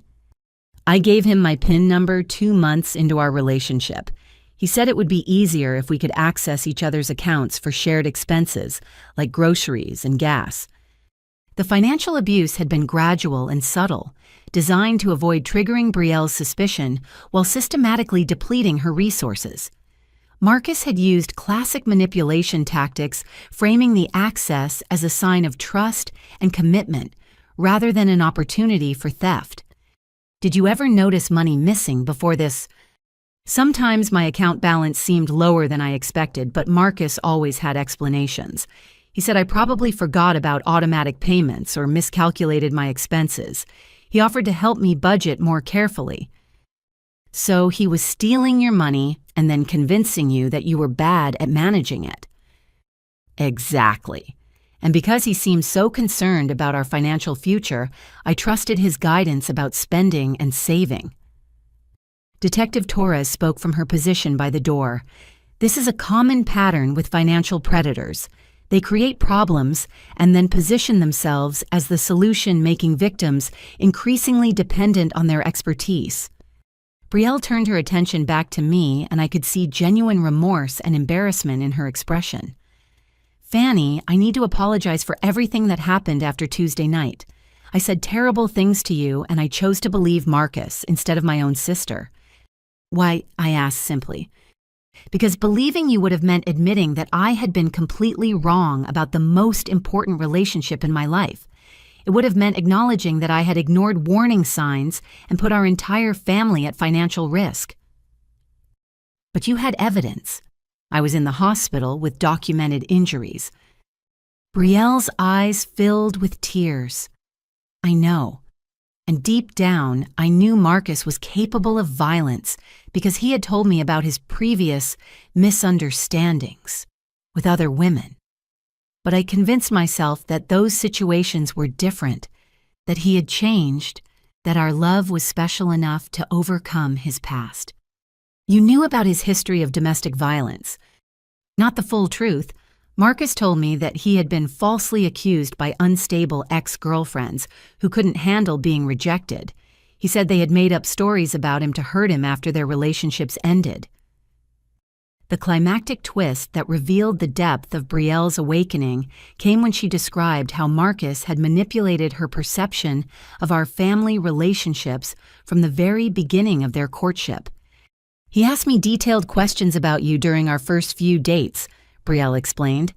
I thought he was just interested in my family, but now I realize he was gathering intelligence about your financial situation and your relationship with me. What kind of questions? About your business success, your real estate investments, how close we were as sisters. He seemed impressed that you cared enough to help me financially when I needed it. But then he started planting doubts about my motivations. Gradually, yes. He would make comments about how successful older siblings sometimes unconsciously compete with their younger brothers and sisters. He suggested that your willingness to help me might be motivated by a desire to maintain control over my life. And you believed that? Brielle wiped her eyes with a tissue Detective Torres offered. I wanted to believe that Marcus understood me better than anyone else ever had. When he suggested that you might be jealous of our relationship or threatened by my independence, it felt like validation of feelings I hadn't even realized I was having. What feelings? Resentment about always being the little sister who needed help. Embarrassment about not being as successful as you. Fear that people only valued me in comparison to your achievements. The psychological manipulation had been expertly crafted to exploit Brielle's existing insecurities about our relationship. Marcus had identified her emotional vulnerabilities and weaponized them against both of us. So, when Marcus accused me of trying to seduce him, you were already primed to believe I would sabotage your happiness. Yes, and I'm so ashamed of that now. You've never done anything but support me and try to protect me, and I let Marcus convince me that you were the threat to our relationship. Detective Torres interjected with additional information that demonstrated how calculated Marcus's manipulation had been. We found detailed psychological profiles of your entire family in Marcus's files. He had specific strategies for isolating Brielle from each family member. What did the profiles say? For you, he planned to exploit Brielle's feelings of inadequacy compared to your success. For your parents, he intended to position himself as the protective partner who could finally give Brielle the stability they wanted for her.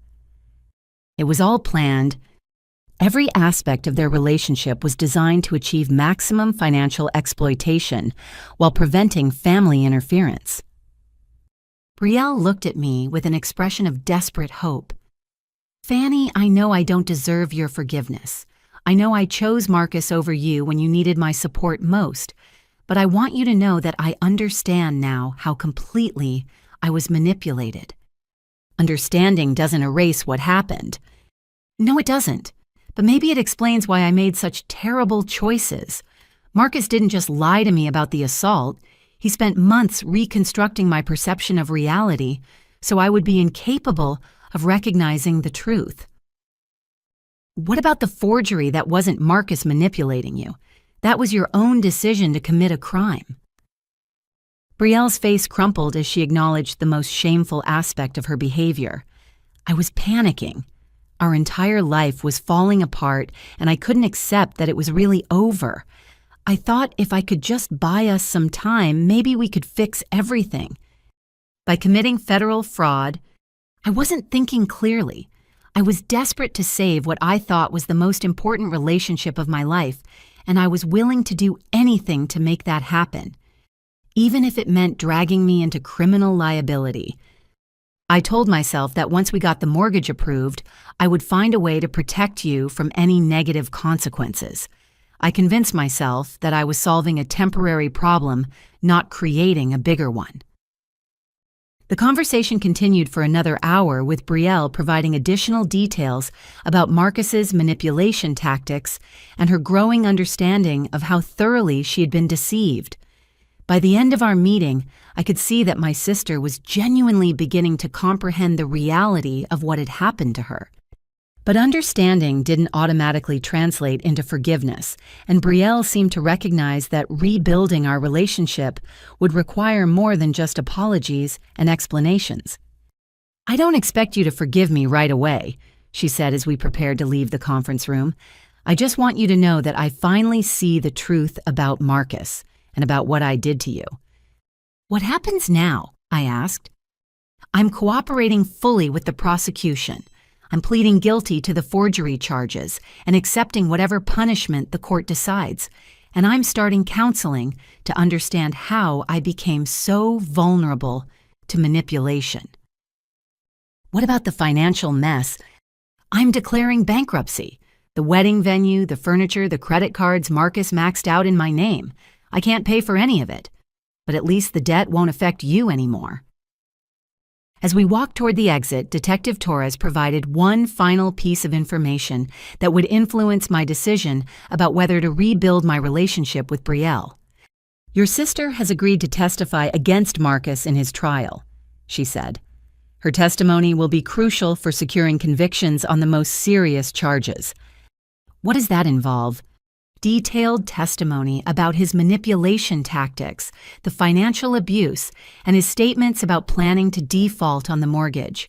It will be emotionally difficult, but it could help prevent Marcus from victimizing other families. The idea that Brielle was willing to endure the humiliation and emotional trauma of testifying against Marcus suggested that her awakening to his true nature was genuine and complete. Tuesday morning brought news that Marcus's criminal enterprise was even more extensive than anyone had initially realized. Detective Torres called me at 7:30 with an update that would ultimately provide the justice I had been hoping for since the night of his assault. Marcus tried to cut a deal with prosecutors yesterday, she began. He offered to plead guilty to reduce charges in exchange for information about his gambling contacts and other criminal associates. Did they accept the deal? They rejected it immediately. Marcus doesn't understand that we already have all the evidence we need from his own documentation. He kept detailed records of everything, including plans for future victims. Future victims. Marcus had identified 3 other women in Central Ohio who matched his target profile. He was already beginning preliminary research on their financial situations and family relationships. The revelation that Marcus had been preparing to victimize additional families made me feel both grateful that he had been stopped and horrified by the scope of his predatory activities. What charges is he facing now? 15 felony counts, including assault and battery, financial fraud, identity, theft, money laundering, and racketeering. The federal charges alone carry potential sentences of 20 to 25 years. And the state charges, another 10 to 15 years, depending on whether they run concurrently or consecutively with the federal sentences. The possibility that Marcus would spend the next 30 to 40 years in prison provided a sense of justice that helped balance the trauma he had inflicted on my family. More importantly, his extended incarceration would protect other women from becoming victims of his sophisticated manipulation schemes. What about his gambling associates? Are they facing charges too? That's where it gets interesting. Marcus's detailed records included names, locations, and financial arrangements for 3 separate illegal gambling operations. Federal agents raided all 3 locations yesterday and arrested 18 people on various charges. So Marcus's criminal network is being dismantled completely. His obsessive record-keeping provided law enforcement with evidence that will likely shut down these operations permanently. Detective Torres explained that Marcus's downfall had triggered a cascade of investigations that extended far beyond Ohio. His connections to illegal gambling, money laundering, and financial fraud had tentacles reaching into multiple states and involved dozens of criminals who thought they were safely hidden from law enforcement attention. In a strange way, Marcus's assault on you may have prevented significantly more serious crimes, Detective Torres observed. If he had succeeded in his plan to exploit your family's financial resources, he could have expanded his operations and victimized many more people. The climactic twist that would finally bring complete closure came when Detective Torres described what happened during Marcus's attempted escape from Ohio. Remember, I told you that Marcus was arrested at the Pennsylvania border with cash and laptops? Yes. What I didn't mention yesterday was that state police found something else in his vehicle, a loaded handgun with the serial numbers filed off. Was he planning to use it? According to text messages we recovered from his phone, Marcus was communicating with his gambling contacts about eliminating people who could testify against him. Your name was specifically mentioned in those communications. The blood drained from my face as I realized how close I had come to being murdered. Marcus hadn't just planned to assault and intimidate me. He had been prepared to kill me if necessary to protect his criminal operations.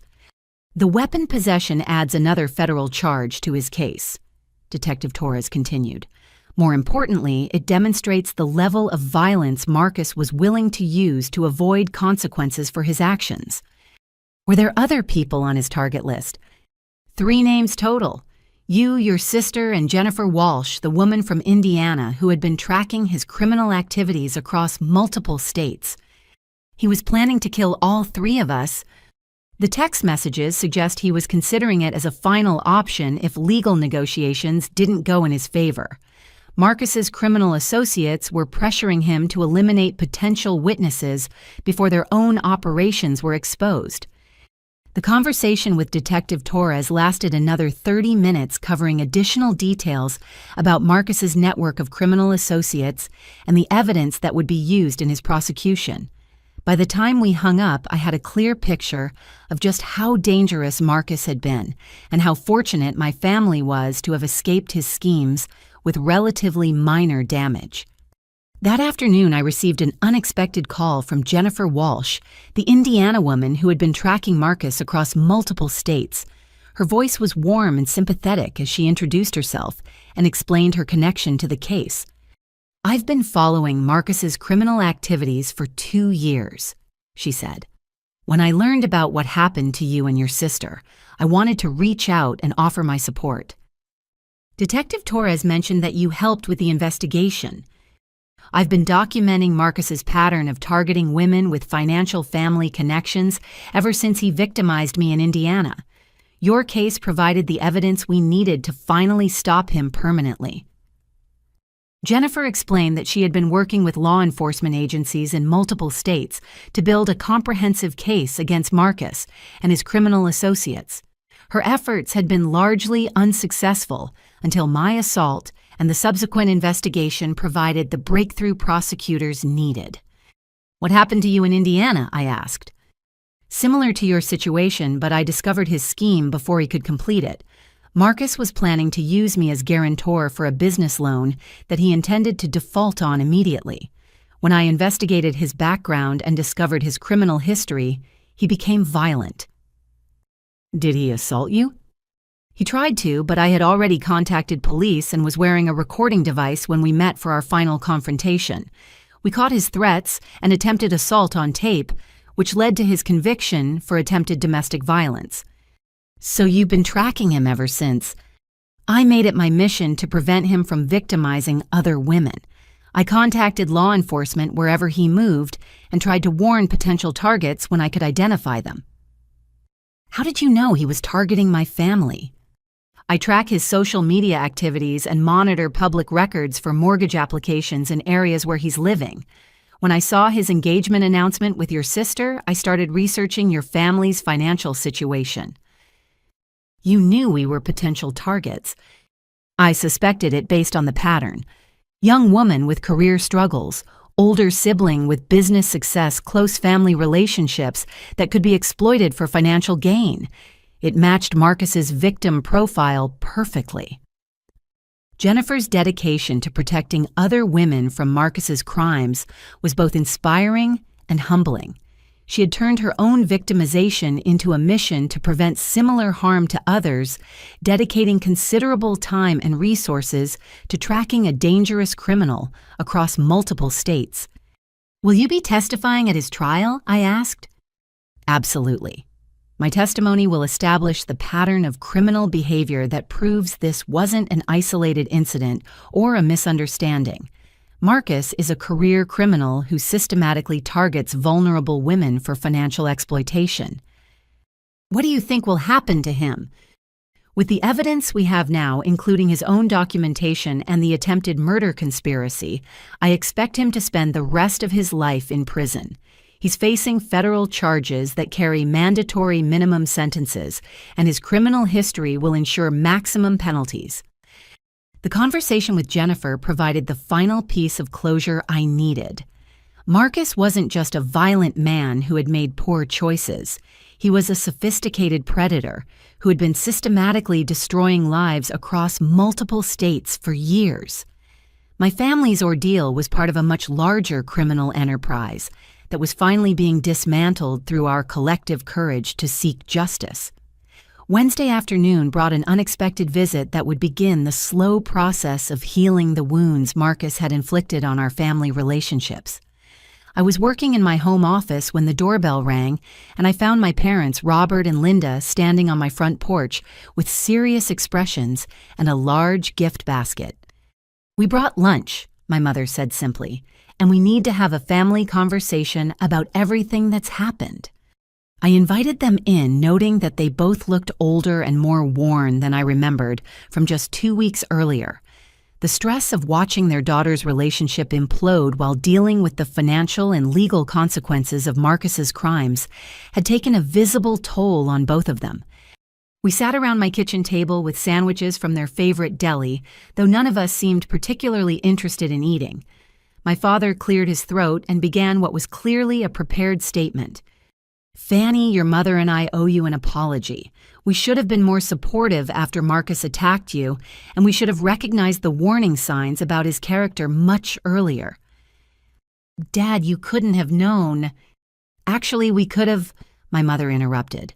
"We had concerns about Marcus from the beginning, but we were so relieved that Brielle had found someone stable that we ignored our instincts."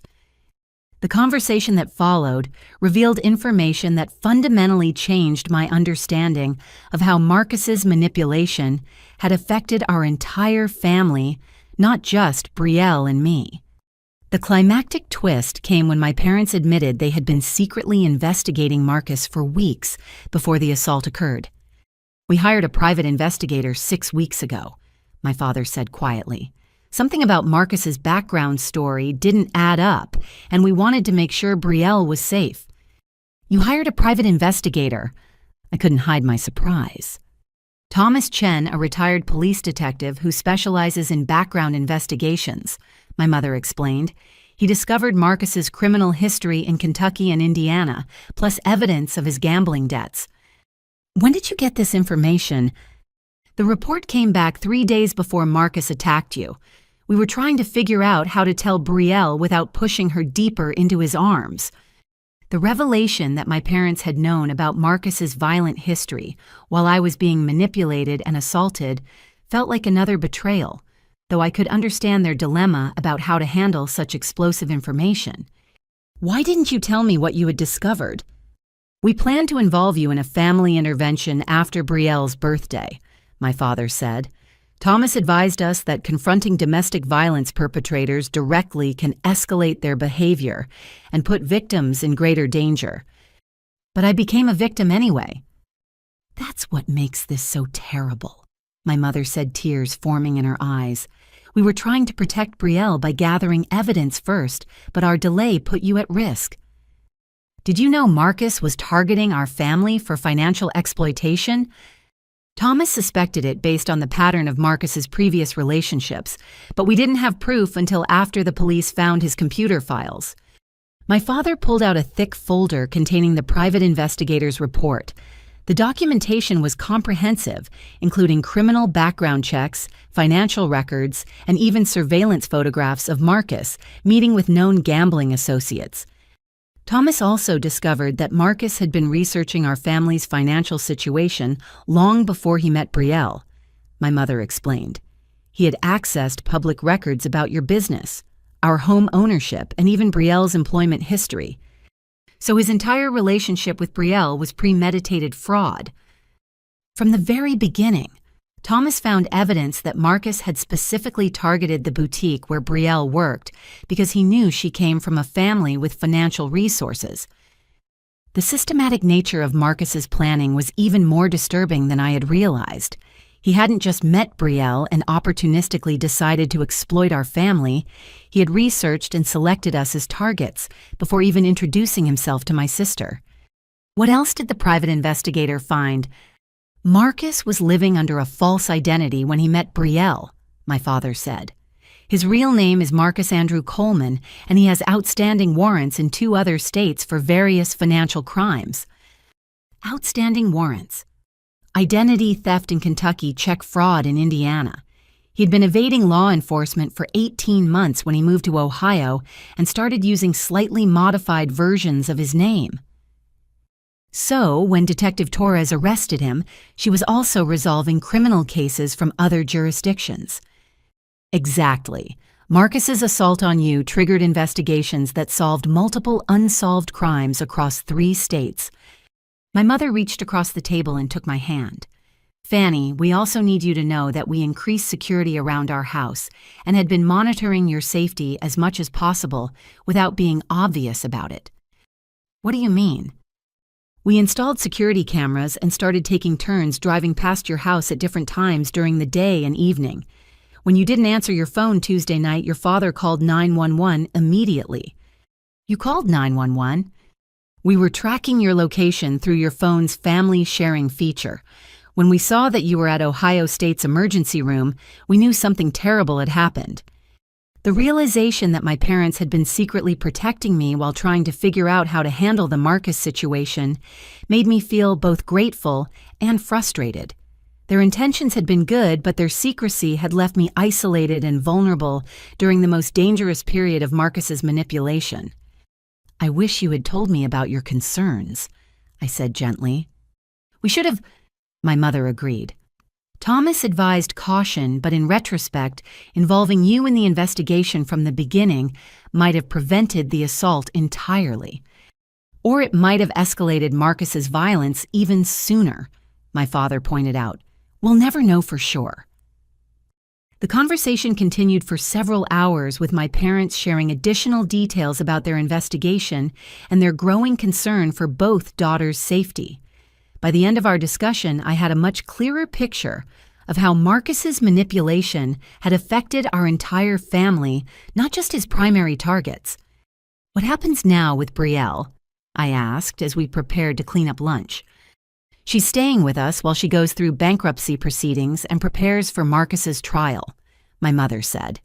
She's also starting intensive counseling to understand how she became so vulnerable to manipulation. How is she handling everything? Better than we expected. The shock of learning the truth about Marcus seems to have broken through the psychological hold he had over her. Does she want to rebuild our relationship? My father looked at me seriously.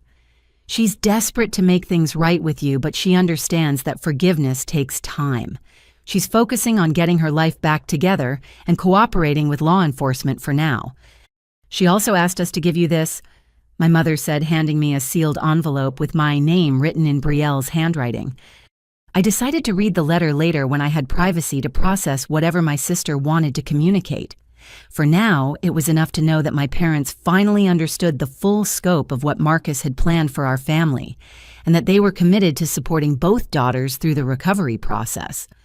As they prepared to leave, my father shared one final piece of information that would influence my decision about rebuilding family relationships. Fanny Thomas Chen wants to meet with you about preventing similar situations in other families. He's developing educational materials about financial predators and thinks your experience could help protect other women. What would that involve? Speaking at community organizations about recognizing the warning signs of financial manipulation and domestic violence. Your story could save other families from going through what we've experienced. The idea of turning my traumatic experience into something that could help prevent similar crimes felt like a positive way to channel the anger and pain Marcus had caused. It also suggested a path forward that could give meaning to the suffering our family had endured. 3 months later, I sat in the Franklin County Courthouse, watching Marcus face the consequences of his criminal enterprise. The federal courtroom was packed with victims, law enforcement officials, and family members who had been affected by his schemes across multiple states. Marcus looked dramatically different from the confident, manipulative man who had assaulted me in his apartment. Orange jail clothing hung loosely on his diminished frame, and his hair had grown long and unkempt during his incarceration. More significantly, his arrogant demeanor had been replaced by the defeated posture of someone who finally understood that his criminal career was permanently over. Federal prosecutor Sarah Martinez had built an overwhelming case against Marcus, using his own documentation and the testimony of multiple victims. Her opening statement outlined 15 separate felony charges spanning financial fraud, domestic violence, identity, theft, money laundering, and conspiracy to commit murder. Ladies and gentlemen of the jury, she began, the defendant didn't just commit crimes. He operated a sophisticated criminal enterprise designed to systematically exploit vulnerable women and their families across multiple states. The prosecution's evidence included Marcus's detailed computer files, recorded conversations with gambling associates, and testimony from 5 women he had victimized over the previous 3 years. Each victim told a similar story of manipulation, financial exploitation, and escalating violence when their families became suspicious of Marcus's intentions.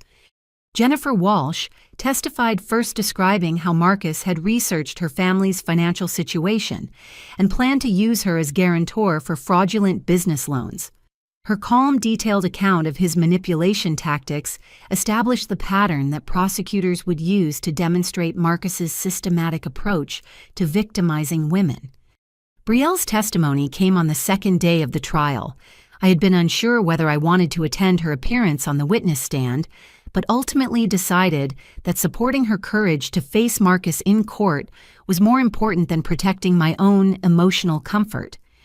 My sister looked composed and determined as she described Marcus's gradual manipulation of her perceptions about our family relationships. She spoke clearly about the financial abuse, the psychological manipulation, and her eventual understanding of how completely she had been deceived. The defendant convinced me that my sister was trying to control my life and sabotage my happiness, Brielle testified. He used my insecurities about our relationship to isolate me from the person who was actually trying to protect me. The most powerful moment came when Prosecutor Martinez asked Brielle to explain why she had initially refused to believe my account of Marcus's assault. Marcus had spent months convincing me that Fanny was jealous of my relationship and would do anything to break us up, Brielle replied. When she told me he had attacked her, I thought it was just another attempt to interfere with my engagement. Do you still believe that now? No, I now understand that everything Marcus told me about my sister was a lie designed to prevent me from trusting the one person who could have exposed his criminal activities. Marcus's defense attorney, Robert Kim, attempted to portray his client as someone whose gambling addiction had led to poor decisions rather than a calculating predator who systematically targeted vulnerable women. The strategy failed completely when prosecutors presented evidence of Marcus's detailed planning and his threats to murder potential witnesses. The climactic moment that sealed Marcus's fate came when Detective Torres testified about the evidence found in his vehicle during his attempted escape from Ohio. The defendant was carrying detailed plans for eliminating 3 witnesses who could testify against him, she explained. These plans included specific methods, timing, and disposal strategies that demonstrated extensive premeditation. What was the defendant's intended timeline for these murders?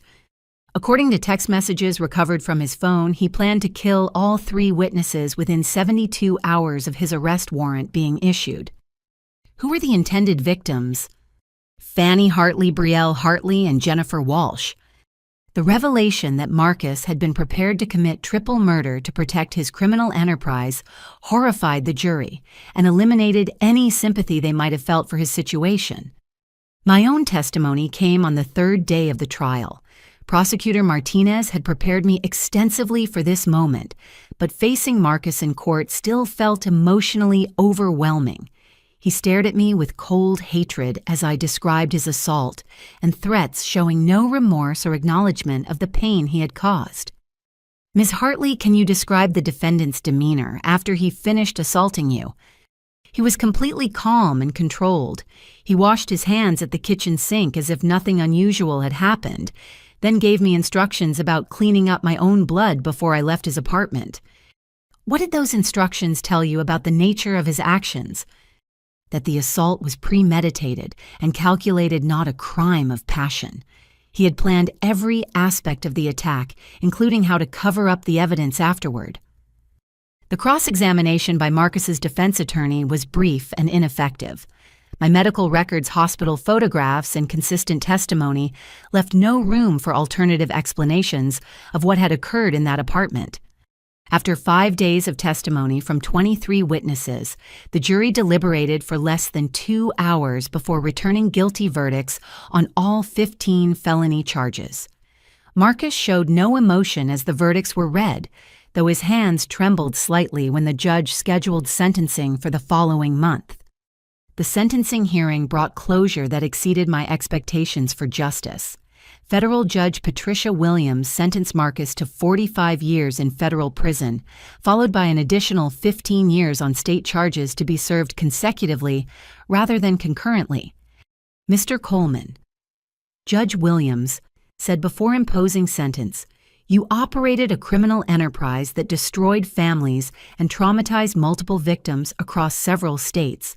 Your calculated cruelty and willingness to commit murder to protect your crimes demonstrate that you represent a continued danger to society. This court sentences you to 45 years in federal prison, without possibility of parole, followed by 15 years on state charges for a total of 60 years incarceration.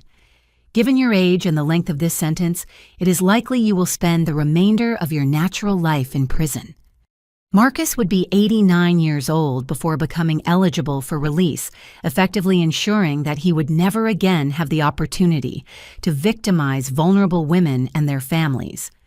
The sentencing hearing concluded with victim impact statements from all 5 women Marcus had targeted. Jennifer Walsh spoke about the 2 years she had spent tracking his criminal activities and her relief that other families would be protected from his schemes. I chose to focus my statement on the positive changes that had emerged from my family's ordeal. Marcus Coleman tried to destroy my relationship with my sister and exploit my family's financial resources, I said. Instead, his crimes have ultimately made our family stronger and more united than we were before. His actions also led to the dismantling of criminal networks that had been operating in multiple states. I hope that other families can learn from our experience and recognize the warning signs of financial predators before becoming victims themselves. After the sentencing, Brielle and I stood together outside the courthouse for the first time since the night of Marcus's assault. The 3 months of legal proceedings had given us both time to process what had happened and begin rebuilding our relationship on more honest foundations. "Thank you for testifying against him," she said quietly. "I know facing him in court was difficult after everything he did to you. Thank you for finding the courage to tell the truth about his manipulation," I replied. "Your testimony helped ensure he'll never hurt another family." We weren't ready for a full reconciliation yet, but standing together as Marcus was taken away in shackles felt like the beginning of healing for our family. 6 months after Marcus's sentencing, I found myself in an unexpected role as an advocate for domestic violence prevention and financial fraud awareness. Thomas Chen, the private investigator my parents had hired, had connected me with organizations across Ohio that provided education about recognizing and preventing predatory relationships. My first speaking engagement took place at the Columbus Women's Center on a rainy Thursday evening in March. The audience consisted of 40 women ranging from college students to retirees, all seeking information about protecting themselves and their families from financial predators. 6 months ago, I thought I understood the warning signs of abusive relationships. I began my presentation. I had never imagined that a sophisticated predator could manipulate my sister so completely that she would choose her abuser over her own family. I shared the details of Marcus's systematic manipulation, his assault on me, and the criminal enterprise that law enforcement had uncovered during their investigation. The audience listened with rapt attention, many taking notes and asking thoughtful questions about recognizing similar warning signs in their own lives. The most rewarding part of these presentations was watching audience members have moments of recognition about concerning behaviors in their own relationships or those of family members. After my first presentation, 3 women approached me with specific questions about boyfriends or relatives who exhibited similar patterns to Marcus's manipulation tactics. "My daughter's fiancé has been asking detailed questions about our family's financial situation," one mother confided.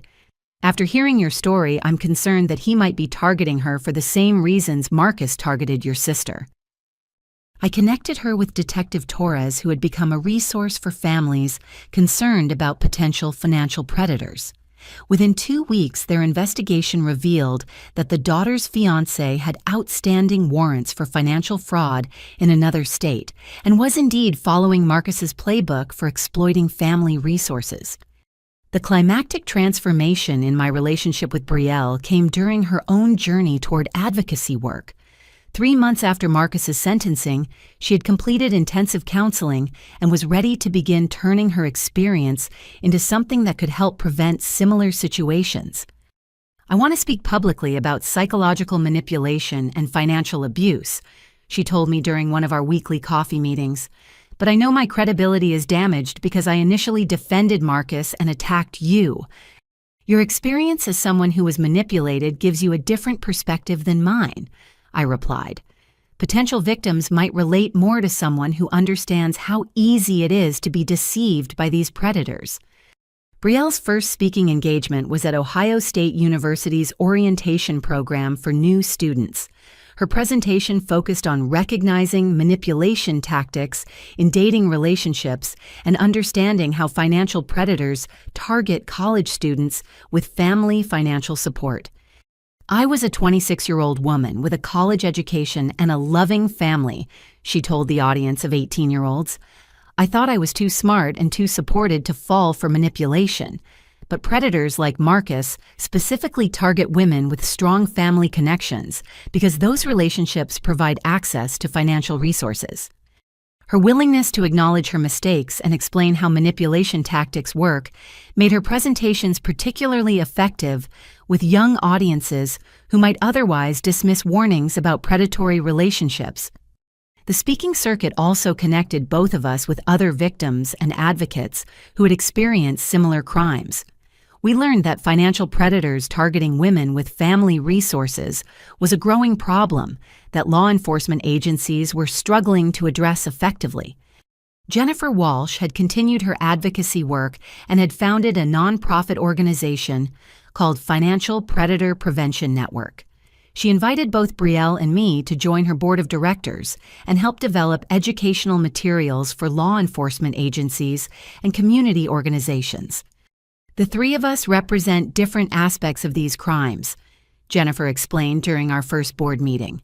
"I'm the victim who escaped. Fanny is the family member who was targeted for retaliation, and Brielle represents someone who was successfully manipulated but found the courage to break free." Our combined perspectives allowed us to create comprehensive training materials that address the full scope of how financial predators operate and the various ways they impact families and communities. The nonprofit work also provided both Brielle and me with a sense of purpose that helped transform our traumatic experience into something positive and meaningful. Rather than simply surviving Marcus's crimes, we were actively working to prevent similar situations from destroying other families. 6 months ago, I thought my life was over," Brielle said during one of our presentations. "I had lost my relationship, my financial security, my self-respect, and my family's trust. But working to prevent other women from experiencing similar manipulation has given me a reason to rebuild my life in a more honest and grounded way. My accounting practice had also grown as a result of my advocacy work. Many small business owners and nonprofit organizations sought my services specifically because they trusted someone who had demonstrated resilience in the face of financial crime. The increased income allowed me to donate significant time and resources to the Financial Predator Prevention Network without compromising my own financial security. It's ironic that Marcus's attempt to destroy my business reputation actually enhanced it." I reflected during one of our family dinners. Clients appreciate working with someone who has first-hand experience dealing with financial fraud and manipulation.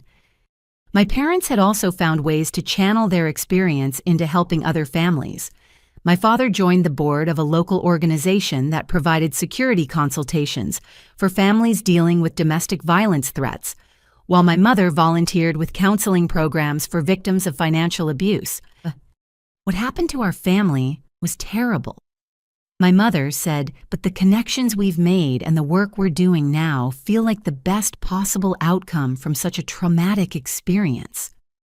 The most significant change in my personal life came through an unexpected connection related to the advocacy work. Detective Torres introduced me to her brother Michael, a licensed therapist who specialized in helping trauma survivors rebuild trust and establish healthy relationships. Michael understood the psychological impact of betrayal and violence in ways that most people couldn't, and his professional background gave him insights into the recovery process that made him an ideal partner for someone rebuilding their life after trauma. Our relationship developed slowly and naturally, built on honest communication and mutual respect for each other's healing journeys. Michael never pressured me to move faster than I was comfortable with, and his understanding of trauma responses helped me navigate the emotional challenges of learning to trust again. "The work you and Brielle are doing together is remarkable," he told me after attending one of our joint presentations. "Most families never recover from the kind of manipulation and betrayal you experienced, but you've found a way to transform it into something that helps other people." "We had good support systems and access to resources that many victims don't have," I replied. "Using those advantages to help other families feels like a responsibility." As the first anniversary of Marcus's assault approached, I realized that my life had become richer and more meaningful than it had been before his crimes disrupted my family. The trauma had been terrible, but the growth and connections that emerged from surviving it had created opportunities for impact and fulfillment that I never would have imagined. 2 years after Marcus Coleman received his 60-year prison sentence, I stood before an audience of law enforcement officials, victim advocates, and community leaders at the Ohio Attorney General's annual conference on financial crimes prevention. The packed auditorium represented the culmination of a journey that had transformed personal trauma into statewide impact on preventing similar crimes. When Marcus Coleman assaulted me in his apartment that June evening, I thought my primary concern was surviving his violence and protecting my financial security. I began my keynote presentation. I had no idea that his criminal enterprise extended across multiple states, or that stopping him would require the courage of multiple victims willing to speak publicly about deeply personal experiences. The audience included Detective Rachel Torres, who had been promoted to head the state's Financial Crimes Task Force, and prosecutor Sarah Martinez, who now trained other attorneys in handling complex domestic violence and financial fraud cases. Their presence reminded me of how many dedicated professionals had contributed to achieving justice and preventing future crimes. Marcus's conviction had indeed led to the dismantling of 3 major gambling operations and the prosecution of 18 associates involved in money laundering, loan sharking, and various forms of financial fraud. His obsessive documentation had provided law enforcement with evidence that resulted in convictions carrying a combined total of more than 200 years in prison sentences. "The most important lesson our family learned," I continued, "is that financial predators succeed by isolating their victims from support systems and manipulating their perception of reality. Prevention requires maintaining open communication within families and trusting our instincts when relationships develop unusually quickly or involve excessive financial entanglement." Brielle had become an integral part of my presentation, sharing her perspective on how manipulation tactics work and how families can recognize when a loved one is being targeted by predators. Her willingness to acknowledge her mistakes and explain the psychological process of being deceived had proven invaluable for audiences struggling to understand how intelligent, educated people can become victims of sophisticated manipulation. "I want everyone to understand that falling for manipulation doesn't make someone weak or stupid," Brielle explained to the audience. "Marcus spent months studying my insecurities and crafting his approach to exploit them. He was a professional predator with years of experience manipulating women just like me." Our joint advocacy work had expanded beyond speaking engagements to include consulting with law enforcement agencies, developing training materials for college campuses, and working with financial institutions to create better screening procedures for loan applications involving multiple family members. The Financial Predator Prevention Network, which Jennifer Walsh had founded after her own victimization, now operated in 12 states and had documented more than 50 cases where their educational materials had helped families recognize and avoid potential victimization. The network's success demonstrates that information and awareness are powerful tools for prevention, Jennifer reported during her portion of our presentation. But we also need systemic changes in how financial institutions verify relationships between borrowers and guarantors. The climactic revelation that brought complete closure to our family's journey came when Detective Torres announced that Marcus had provided information leading to additional convictions in exchange for transfer to a federal prison with better medical facilities for his deteriorating health. Marcus Coleman will never be eligible for release, she assured the audience, but his cooperation has helped us identify and prosecute predators operating similar schemes in other regions. His criminal network has been completely dismantled, and multiple families have been protected from victimization. The medical issues that prompted Marcus's cooperation had developed during his imprisonment, apparently related to stress and poor nutrition. While I felt no sympathy for his declining health, knowing that his criminal career was permanently ended provided the final piece of emotional closure I needed. My personal life had also reached a point of stability and happiness that exceeded my expectations when the trauma first occurred. Michael and I had been married for 6 months, having built our relationship on the foundation of mutual respect and understanding that emerged from shared experience with trauma recovery. "The most beautiful part of your story," he said after attending my conference presentation, "is watching how you and Brielle transformed something terrible into a mission that protects other families." Our wedding had been a small, intimate ceremony that focused on commitment and partnership rather than elaborate celebration. Brielle served as my maid of honor, symbolizing the complete rebuilding of trust and affection between us. "Standing beside you at your wedding felt like the final step in earning your forgiveness," she had told me during our reception dinner.